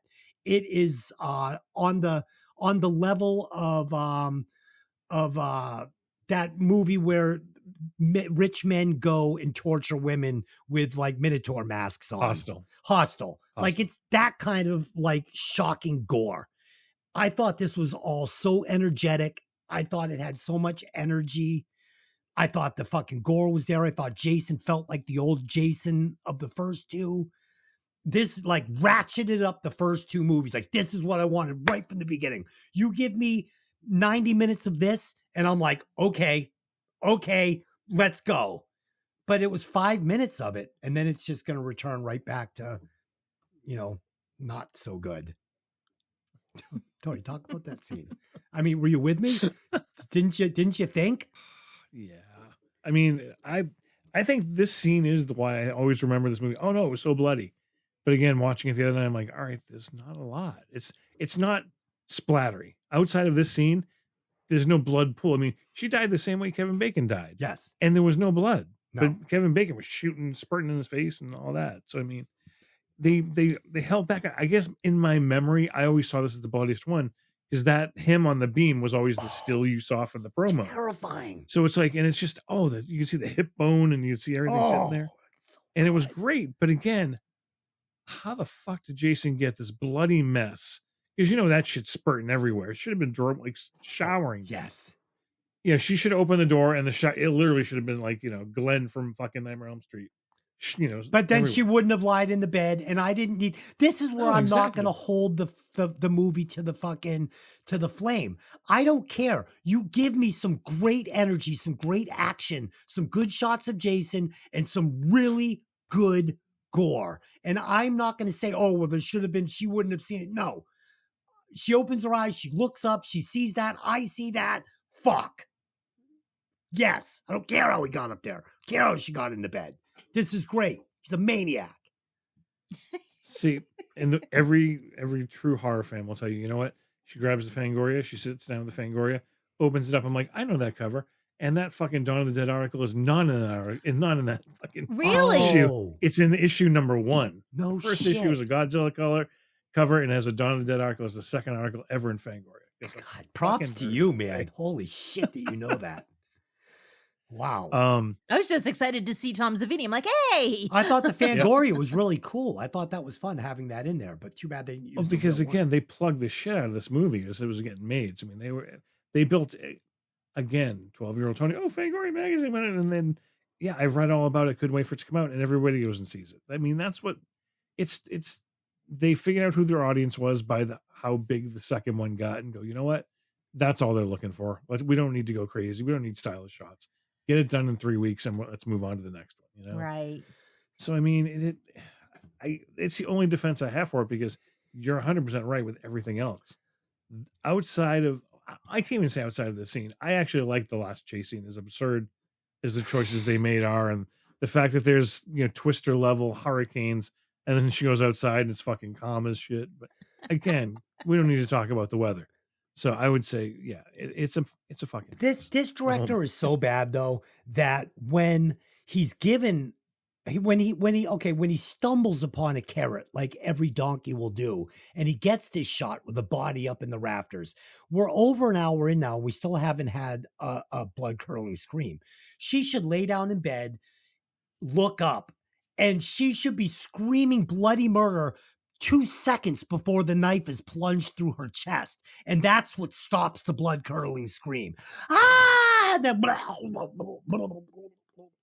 And this, I think me as the fake script supervisor, I would be thinking, well, I could justify this because we shouldn't have the screams or cut off the screams because there's other people in the house that would hear it and set the panic off, and then we can't pace it the way we want to pace it. There's nobody else. So I mean, no. Yeah, Chili and Chuck are still alive downstairs making popcorn. They're the last ones to be done. Yeah. That's right. Okay. All right. I mean, if you like your Friday the 13th movie with no screams, I kind of like my thrillers with some screams in it. That's why they made 4 movies called Scream, but whatever. It's fine. It's way more than 4. I was gonna say we're at 7 now. It's fine. He's on a roll. And finally, in this section, we're going to get Shelley's demise via a juicy, and I can just call it juicy, wet, cutthroat. It's moist, right? I guess. Unfortunately, the reaction from Chili not believing he was really hurt, this was so telegraphed that it just didn't work. It felt so flat for me because the writing was so unbelievably lazy. Like, I felt like the director was like, this is going to be a great callback, and everyone's going to be like, oh my God, he's not fake. Not for 1 second. Not for 1 second did I think he wasn't really hurt, and not for 1 second did I not think that she was going to question it first. It's not good. It's not good. It's not pulled off well because everything leading up to it was just telegraphed caca. And after an hour plus of this movie, we get our first real victim scream of the movie from Chili. And that's a problem for me. The fact that I actually made a note of it, that this is the first time I've heard a victim scream in this entire movie. And spoiler alert, it's going to be the last time too. Wow. She's killed by a very calm, slow-moving Jason, almost bored, with a red-hot poker. He's just like, listen, you just stand there. I'm going to stick the poker in you, and we're done here. I'm going to go about my business. There's no animal drive. There's no anger. There's no passion. It just doesn't work. Compare this to the vicious, frantic attack on Paul in part 2 that I was raving about. Jason running towards him. that scene that you were talking about, Tony, we went back and looked at it where Ginny is and you see Jason rushing towards the shack in the woods and she doesn't see it, and we're like, holy fuck, like I'm terrified. You're in the middle of fucking nowhere in the death shack, and out the window as the viewers we see this primal maniac pursuing her and closing in on this cabin. That's horrifying. That is the killer that is Jason Voorhees. This, I don't even recognize it. I don't recognize it. No teeth. No teeth. Yeah. I can't. I usually I could battle you because you're wrong, but it's like, no, you're 100% right with this. They were on the crab in that last movie. They were figuring it out. And that's what I like. I really like part 2. I love part 2. Part 2 is really good. I love part 2. It's one of the few horror movies that I would show someone and be like, you got to fucking see this movie. It's the perfect mix of like fun, sex, violence, energy. You have to see this. It's rare that I can't fucking do it. Undefendable, Tony. Everything you're saying. It's undefendable. I know when I'm beat. It's undefendable. I understand.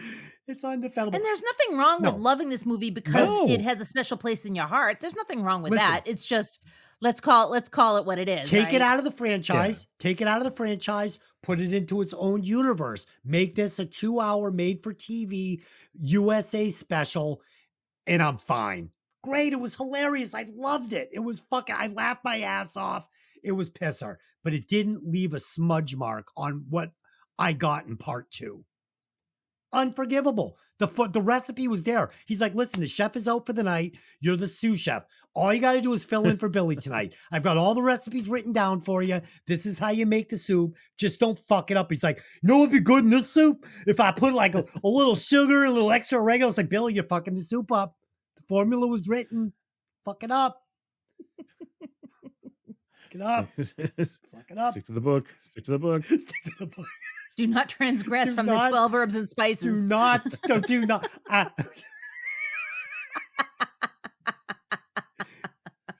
All right. I mean, if you guys want to talk about these sections, please do. If not, we can just move on to the final act. You're going with it, and if I can, I'll jump in, but I don't know. You're right. I've become because you know what happened? Somewhere along the last 2 episodes, I've become a fan of this franchise, and I feel like I've been fucking slighted. I finally love a fucking horror franchise, and I'm taking it personally now because he's insulted. I'm insulted because this feels like my baby. Personal affront. I feel like it's 1981. This is my baby, and what the fuck happened? Oh, you're gonna feel this way a lot. But I'll tell you what, I've never had more fun on this show than reviewing these movies, for better or for worse. These have been some of my favorite fucking reviews and my favorite watches of the entire Hey, Did You Ever See That Movie franchise. I'm just loving this. Can't wait to keep going. I know he's gonna fight like breakdancers and Freddy Krueger, and he's gonna go to the moon. Goes to space. I can't wait. Space. I can't wait. No, I fucking love part 10. I am one of the few. 10? Oh, we're going there. Is that 10? That's 10. Well, 10 is Jason 10 X goes to space. And when does it end? When's the last one? 10. Then there's 12. So Jason comes back from space. No, that's when Jason. Yeah. Okay, don't ruin it because I haven't seen it. Don't ruin it for me. You'll see. Okay, I can't wait. Chuck Yeager coming back. All right, we should. Planet Earth is blue, and there's nothing. It's Jason's up there in the tin can. I don't know. Take your protein pills and put your helmet on. You're not wrong. We've lost it. We've lost the plot, man. Okay. All right. Last section. Let's roll it out. When Chris and Rick return, they find the cabin empty. They split up to find out what's going on. Rick, outside, is attacked by Jason, who kills him by crushing his head, and one of his eyes pops out. Crushing your head. I'm crushing your head. And it really looked kind of lame, but that's okay. Oh, we're going to get frightened. to it. Yeah. Frightened, Chris goes out to the barn to find Rick, but only stumbles upon Loco's dead body hanging from a tree. She runs back inside and the chase is on, including him throwing dead Rick through a window. She runs upstairs and tries to hide, but finding Debbie's body, she screams. Jason chops open the door she's hiding behind, but she takes a knife out of Debbie and stabs him in the hand, then stabs him in the leg. She knocks out a window, but Jason grabs her, only losing his grip because her jacket rips. She waits outside for him to exit the house and bashes him over the head with a log, then runs for the van. It only gets a short way before running out of gas and getting its tire stuck in a broken board. Jason attacks again, and she escapes out the passenger side door. She runs back to the barn. There she hides on a beam and drops down onto Jason, stunning him long enough for her to climb back up to the hayloft. There she hits him in the head with a shovel. She wraps a rope around his neck and hangs him, but when she opens the barn doors, he pulls himself up off the rope and attacks again. He shows his disfigured face to her, and she realizes it's the man that attacked her 2 years before. As Jason approaches Chris, Allie, one of the bikers who somehow survived this attack on him that I don't think he could have survived, but anyways, attempts to get revenge on Jason. But Jason cuts off his hand and finally finishes the job. This gives Chris time, and she grabs an axe, hitting Jason in the forehead with it. Chris then gets into a fucking canoe and drifts out onto the lake, falling asleep because, yeah, okay, sure. She wakes. You're biasing it again. She wakes and she sees Jason in the house still, but then she realizes it's a dream, only to have Mrs. Voorhees jump out of the water and grab her. The police are now there, and Chris is completely ready for a Section 12 grippy sock vacation. Jason's body is laying on the ground in the barn still, and the lake or pond or whatever, because it's not Crystal Lake, seems to be at peace. I know what they're trying to do here. I feel it, but you can't pull the fucking jumps out of the lake thing twice and have it work. You can't. No. It happened once. This felt cheap. I expected it. I wasn't surprised by it. And I was, as you can tell, I was super fucking annoyed that she got into the canoe in the first place, because I was literally screaming, and Des will fucking attest to this. I was screaming, don't you fucking get in that, like I was screaming at her, but she did it anyway. But not screaming at her, screaming at the director. How dare you? Screaming at everybody. I love that she's gone around the bend and is completely nuts and on her way to a bed next to Ginny. I almost wish that there was like this final girl kill squad that takes out Jason later once and for all, but I'll save that for I don't know, an alternate ending at some point. So in this final act, we're going to get another scene that is right out of part 2. It's amazing. We're going to again get the Jason Voorhees that I came to see, the mountain man, the animal, the beast that kills with his strength and with his fucking anger and with this primal instinct. He's got Rick. He's holding him like a bear would hold a fucking fox in the woods. Like the fox is flailing, but it's just helpless against this bear. He's got his hand against his mouth. He's holding him, and he's right around the corner. And Chris is calling for him, and she's literally 2 feet for him. But this fucking animal has got him completely controlled. And the fear is in his eyes, in Rick's eyes. You can just see he's horrified. This is out of Before it pops out of his head. Okay. And comes out of a puppet. Yes. And it's amazing. I feel the urgency. I feel the primalness of this scene. And I'm like, yes, this is so good. This is another 5 minutes in this movie that I can hang my hat on. And then his eye pops out and Delynn and I start laughing. We were rolling. We're touching each other. We're slapping each other on the arms. Get the fuck out of here with that. This fucking director can't get out of his own way. Even when he stumbles into a carrot, he finds a way to fuck it up. This scene was fucking great until the kill happened. Now we're going to get the final girl. Chris is on her own. And between all the terrible acting, the Jaws music, the stupid storyline that has anything but what feels like a Friday the 13th franchise flavor to it, with weird bikers and siphoning gas and a final girl that I haven't got to know at all, that doesn't feel like a real person. There's no urgency here. I'm not scared for her.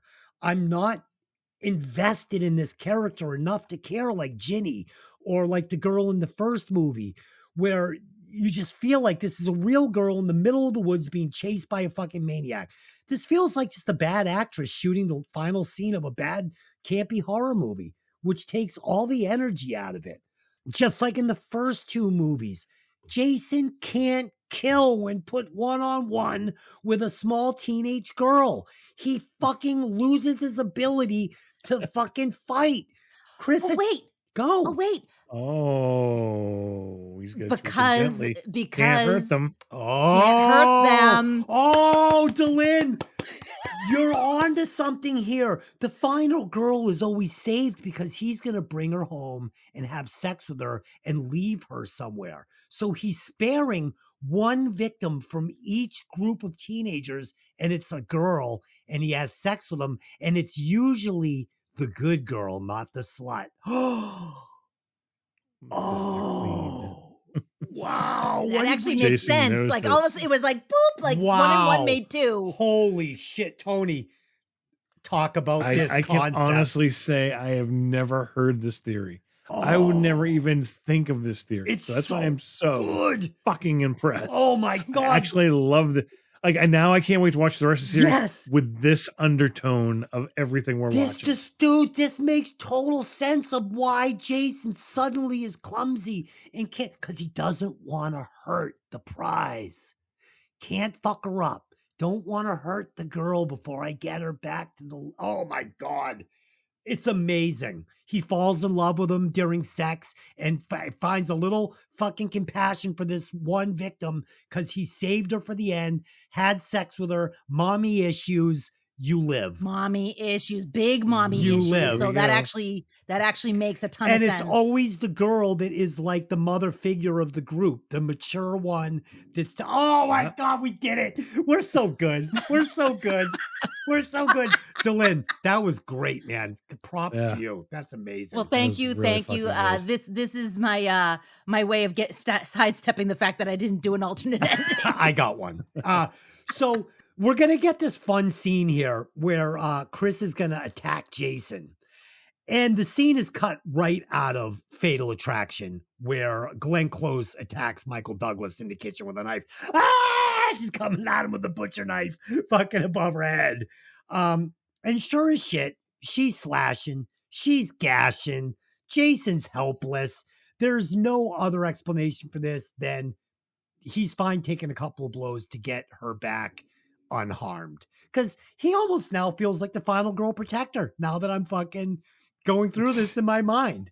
Then she's going to wallop our helpless, clueless antagonist in the head with a log. And of course, she's not going to squash his head like a watermelon with that 30-pound log while he's laying in front of her on his fucking stomach with his head fucking exposed to her. No, she's going to drop the log next to him. I don't know, why not just take the chance and drop it on his head? But no, she's going to drop it next to him and she's going to run away. And finally, Jason chases Chris around to some made-for-TV Wonder Woman music. I mean, this literally felt like Greatest American Hero or Wonder Woman. This is the music we're getting here. And once inside the barn, she's going to start doing the Kevin McAllister stuff. First, she's going to body slam Jason from the top rope, WWF style, as she shoots down from the fucking loft onto him. He's knocked out. Then she's going to knock him out again with a shovel to the head. And then finally, she's going to hang him. Like old Western style, right? Now, I am going to give Chris a break here. Benefit of the doubt. She should feel confident that she's safe here. He falls out of the barn, neck breaks, he's hung, he's hanging. No way she should feel like she needs to do anymore. She's killed him. And even if she hasn't, he's hanging by his neck from the barn. Unfortunately, she has hung Jason from an 8-foot drop with a 9-foot rope, and that's never gonna work. Then we get a nice shot of Allie getting his hand chopped off. I liked the special effects here, but it's overshadowed by what the fuck is he still doing in that barn? Even if he didn't have his brain smashed in, when Jason went completely berserk on him with the rubber mallet, we heard the squishing thud, thud, thud, thud, thud. Even if he didn't kill him then, which he would have, that guy would have been out of there. He wouldn't be hanging around till late in the evening. Chris gets another chance to kill Sloth, but instead she's going to decide to wait for him to recover. And what better place to do that but in a canoe 50 yards from his lifeless body? before she is ultimately pulled underwater by the crypt keeper. I don't know where this character came from or why they thought they needed to introduce it, but they It's Mrs. did. Voorhees.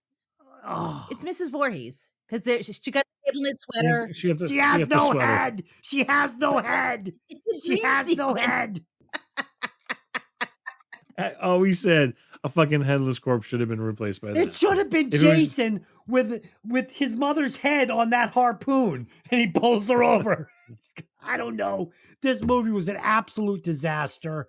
Felt like a first episode made for TV, Friday the 13th.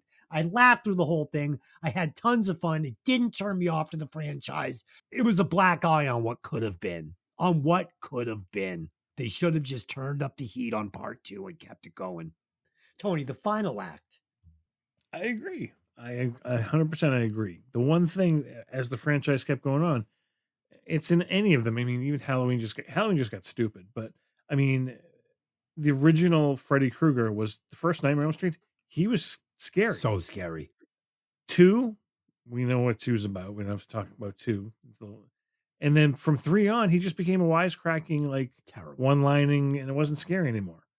Same with Friday the 13th. It got so silly because the characters were so badly written, badly acted. And there it's like, all right, there's the jock, there's the pretty girl, there's the slut. And you just went down the line just waiting, all right, how are they going to get killed? That was understood. That's why you went to see these movies. It wasn't until, part 6, which was hysterical. Like, I can't wait to get to it. And other ones, we haven't had a scary Jason.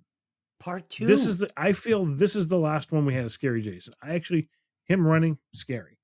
The remake, they got it right with that. They made him a mountain, and he's fast and right in your face. So, I mean, but then I thought about it because I was thinking the same thing as we were watching it. All right, he ran in 2, he ran in 3. He literally walks from 4 on because he's fucking dead. He's got bad knees. No, he died. She literally killed him, but he comes back in the morgue. He's dead. Oh, He's a zombie from this point on. That's why he's walking. Interesting. Okay. That's how I like. Oh, shit. That's why he walks our things. I'm like, I said the same thing. I'm like, I miss that Hulk running at you a million miles an hour. Because I mean, Terrifying. with Leatherface, the chase of Texas Chainsaw is scary because it's so grainy, it's so raw, and it feels authentic. But you understand why he couldn't catch her. He's a fat guy. He's out of shape. He takes the turns on the bug. But you got Jason, who's this Hulk who can move this fucking speed that he was doing. That's fucking terrifying. And that shot in part 2 where you see him through the window of the cabin, that felt so much like Texas Chainsaw Massacre. It had that 70s grindhouse feel that just elevates that movie to the next level. And like I said, we do get 2 shots of Jason as 2 kills where he captures that energy. So I will give you this. Jason is still scary in this on a couple of occasions, but unfortunately, I think it's about 2 out of 6 kills that they capture that energy. And please tell me that part like 4 doesn't become Weekend at Bernie's where like some guy's gonna go in and do like some voodoo thing like humba humba, and they're gonna fucking raise him up and he's gonna go no. Okay. No, he just gets up on his own. That's part 9. So going forward, you think I'm fucking kidding. So going forward, this is Weekend at Bernie's. There are certain parts that you have to go, oh, zombie Jason. You have to take and see, because as each movie, his jumpsuit starts to get more and more shredded. So you see more ribs and more back spine. And so, Tony, why didn't they turn this guy into a serial killer? Like, he wanders out of the fucking Jersey. He's learned enough from all these teenagers watching, observing, killing, the time he's spending with these girls when he's like raping them at the end of these movies, and they're pleading and begging, please let me go, please let me go. And he's learning human nature from these people. He gets into the city. Next thing you know, we've got a serial killer on our hands. It's Jason Voorhees. Now he's this maniac. I mean, this could have gone so many ways where they could have just elevated this character into almost like Machete from 8mm, where you've got this Hulk beast of a man that's now just dark and into like the underground porn world where he's murdering hookers and prostitutes, and just, it could have got so good. This is getting really dark. Welcome to my nightmare. We already have a movie called Maniac that does that. So Oh. we don't want to talk about that. Okay. That's a different episode. Never seen it. Yeah, I mean the final act here, it just comes down to I like the hulking, running, scary Jason.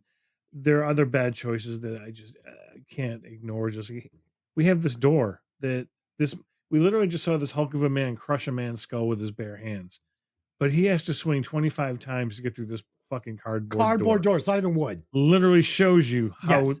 they close up It's on cardboard. how thin this fucking door. Nothing. You could fart and knock this door over. So it's He just could have run thin through door. it. It's Yeah, like why that would have been better. Like the splintering of the door, like would the have been, fucking really good. Hawaiian Punch Kool-Aid guy, Man. like the Kool-Aid Yeah. Man. So I mean, it's just but then again, I'm going on your new theory of Yes, he's being gentle with her. He doesn't want to just smash in and I hurt her. love that. Oh my god, I can't wait to watch the rest of the series with Yeah. that in mind. Playing It's with just- it, cat and mouse. Sure, the mouse bites the cat a few times, no problem. Worth the kill. Holy shit! It's great. Yeah, we're following this. This is good. I got nothing to add to the last act that you already didn't do. So I mean, All right. the jump scare, the Mrs. Voorhees. As a kid, I love the callback, but as an adult, I'm like, that's so fucking stupid. It's like that's a terrible choice. You should really spend a lot of time not doing that. Yeah, Terrible. it felt cheap. And she's got no head. You know what would have been cool Exactly. is if the body had popped out of the water with no head. That's what I said. If they just had a decapitated Yeah. body jump out and grab her, Yeah. I would have bought that as, oh, it's just a dream. Still a horrifying fucking visual Yeah, and sure. and Yeah. jump scare. But yeah, All right. dude, stick to the fucking universe. She never saw Mrs. Voorhees, so why would she dream about Mrs. Voorhees unless she had been in that fucking cabin with him and did see Mrs. Voorhees? And he put her back in the oh, canoe. that's what happened. That's what happened. Oh, That's what happened. That's definitely. That's what Oh my happened. god, he pulled her to the cabin, She had was- the sex. She was in She that. saw the sweater. She saw the head. She saw what color that fucking head was. Oh, Oh my god, so good. yep. I am, Yeah. dude. Because how else would she know what Mrs. Voorhees looks like? And since 'Cause it's her nothing in this dream. movie makes sense, the body laying in the fucking barn is actually one of his victims. He's just put the hockey mask on it, and he's gone. He's raped her in his cabin, put her in the boat, put the mask on one of his victims, and he's out, and they think they've got the killer. Could be somebody we haven't even met in this movie. Someone he killed from town and fucking dragged back and just threw in that barn. He's been in the fucking shack. Well, the no, whole time. I mean, when he raped her 2 years ago. Okay. 2 years ago, Sure. she is like. I don't think it happened then. I think it like I because see how what you're else saying. how else Yeah, would she you're know right. what Mrs. Voorhees looked like? Either way, it But the works. same- Yeah, Either way, yeah, that's good. I would rather it be not that, because if that was the case, she'd be pregnant or Yes. whatever. That's Yeah, that 'cause- would have been something they would have. because he's not And again, pulling if the out. parents don't want to talk about it. Oh, Mountain men don't pull out. Crazy mountain men don't pull out. She's young and fertile. He's fertile. I've Oh my read some God. things. Well, I saw Deliverance, and when the hillbilly Yeah. bangs the fat guy in the ass, he goes for it. Squeal! Squeal! Yeah. Okay, we're done here. Okay, so Yeah, that's I our think we're good. discussion on Friday the 13th, part 3. I hope that you guys enjoyed it. I have really been enjoying watching these movies and talking about these movies. I find it wildly entertaining. I hope that you do too. Let's head over to the recasting couch. I am going to replace Dana Kimmel, who played Chris, with Maureen McCormick, aka Marsha Brady. Tony, who do you want to replace in this movie? Got any ideas? Oh, come on. I mean, they are the best part of the whole thing. I have to replace the motorcycle gang with Samuel Warriors? Jackson, John Travolta, and wasn't it Foxy Brown? What's her name? Oh, Yeah. Pam Grier. Pam Grier. Pam Grier. That's good. I'll go all Quentin Tarantino. In I this. like it. It's fucking great. Delynn. I replaced the girl that plays Chris because I really feel like she was the weak link, and I replaced her with Heather Langenkamp, who was in Nightmare on Elm Street. I just feel like she could have added an actual acting pedigree to it. All right. That's pretty good. So I've got some alternate endings here. Delynn, you got one or you didn't write one, you said?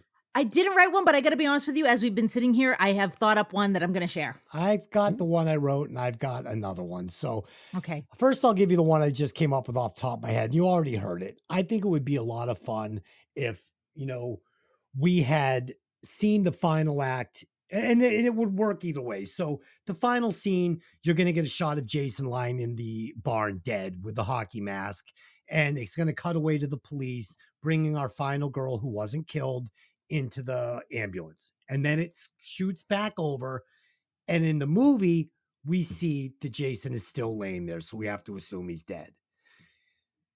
It could either be done like they did it in Halloween, where it cuts away, he's laying there, it cuts back, he's gone. Just like when he shot out the fucking window by Loomis. Or we could have had a scene where the cops look away, he's in the barn, he's dead, they look away to the girl, they look back, he's still laying there, but when they go over and pull the mask off, it's a missing persons that they've been looking for 2 or 3 days. You know, oh, this is Joe the postman from town. He's been missing for 3 days. We better call his wife. Cut scene, Jason's still on the loose. I mean, the fuck are these writers? Fucking crackheads? They're gonna fucking kill him and then he's gonna be a zombie for the next 10 movies? Fuck you. Fuck They you. didn't plan it that way. Every director's like, I'm going to be the one to kill Jason. I'm going to be the one to kill Jason. They got to kill him every movie so they could be, you know, if it falls off the table, they're the last ones that get to kill Jason Voorhees. That's all. I like that second one. They pull the mask off, missing persons. Cops say you better call his wife. We found Joe from town. That's it. It's been done.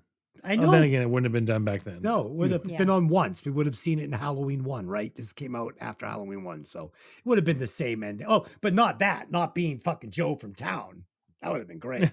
Okay. Right. All right. So what'd you make up while I was talking? Let's hear your bologna sandwich. So listen, my bologna sandwich is delicious. So what's going on is at stop it.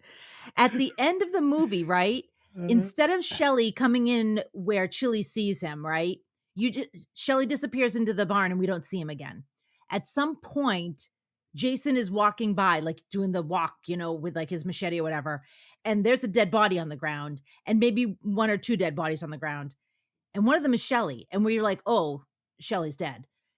And then the thing in the barn happens. And instead of Ali, it's Shelley because Shelley had put the fake makeup on him and Jason thought he was dead and he was playing possum.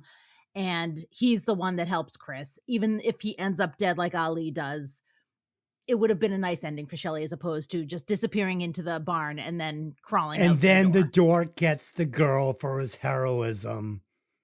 Well, I mean, he could die and that's fine. It's fine. It's fine. I should.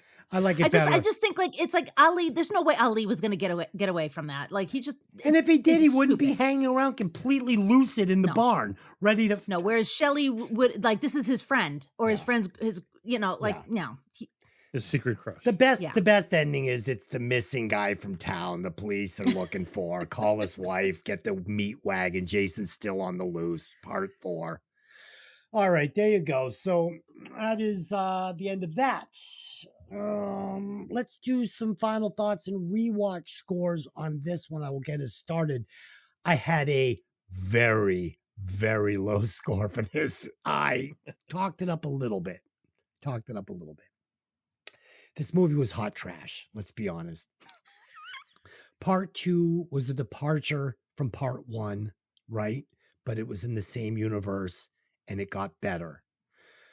This just doesn't jive. I'm sorry, but I did have fun with it. It was campy. It entertained me. I laughed.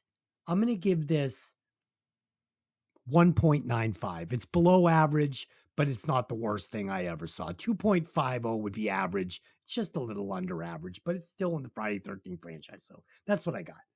Delynn, what's your score on this? So I also score it a little bit below average because there are a lot of problems here, but I had a lot of fun watching it. I laughed. I had a lot to talk about. So I'm going to give it a 2.35. I'm not going to tank it quite as hard as you did. I had 0.9 written in my notes.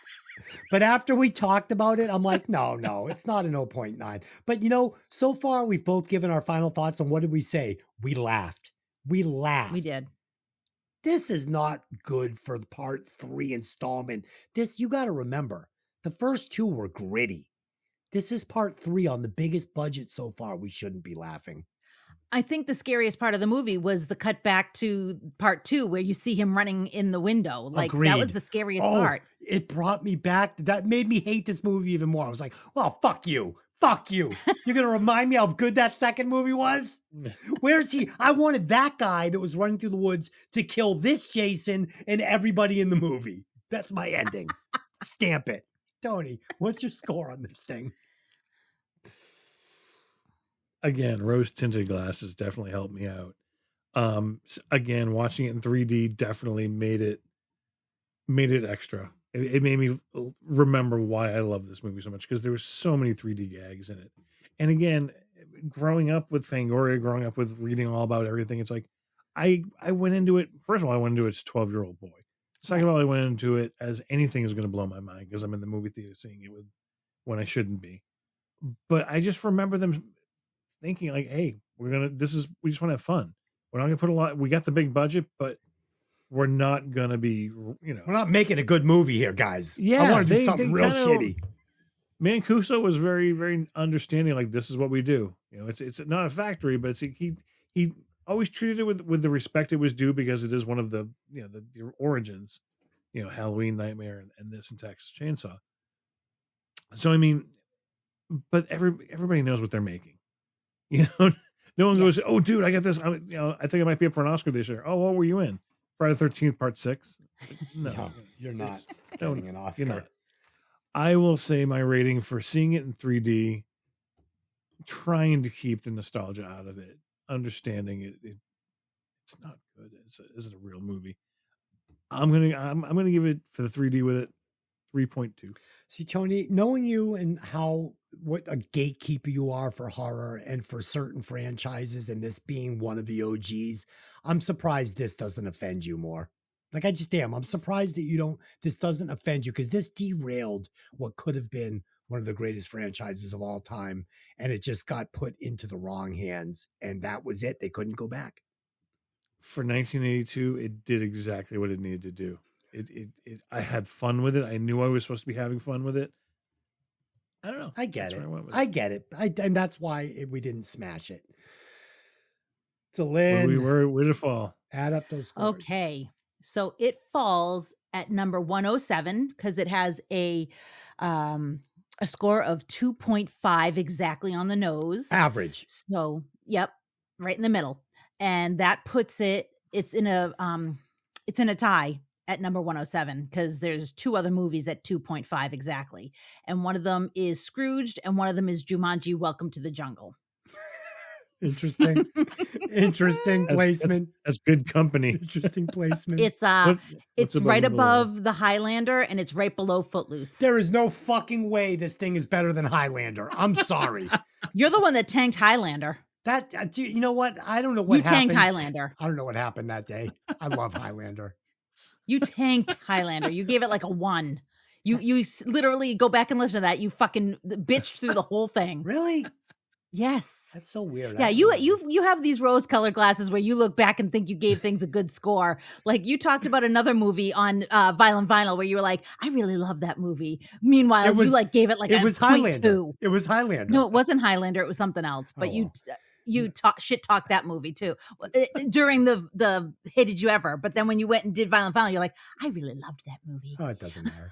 All right. On our sister podcast, we're going to be doing something fun. I challenged my 2 co-hosts because, we're all ex-metalheads, and what band took down our childhood, our metal years, our metalhead years? Nirvana. Nevermind came out, and we all went, fuck this band. This band sucks. They killed hair metal. They killed the 80s, the early 90s. And you know what? We never gave it a chance because it was the devil. It was the catalyst that ended an era. So I challenged our listeners and my 2 hosts. I said, can we listen to this album as if we didn't know the history of it? As if somebody just said, I have an album, you got to hear it. Could we listen to this and see if this really is the appetite of destruction for kids that grew up in the 90s and 2000s? They listen to this album and they say it's the greatest album of all times. Is it? Is it the appetite? You know what? I challenged them. We're not going to talk about hair metal. We're not going to talk about how it killed an era. We're just going to listen to this album and see if it's a 100-watt album. I don't know. Tune in and find out. And until next time, I have one question for you. Hey, did you ever see that movie? We'll see you next time.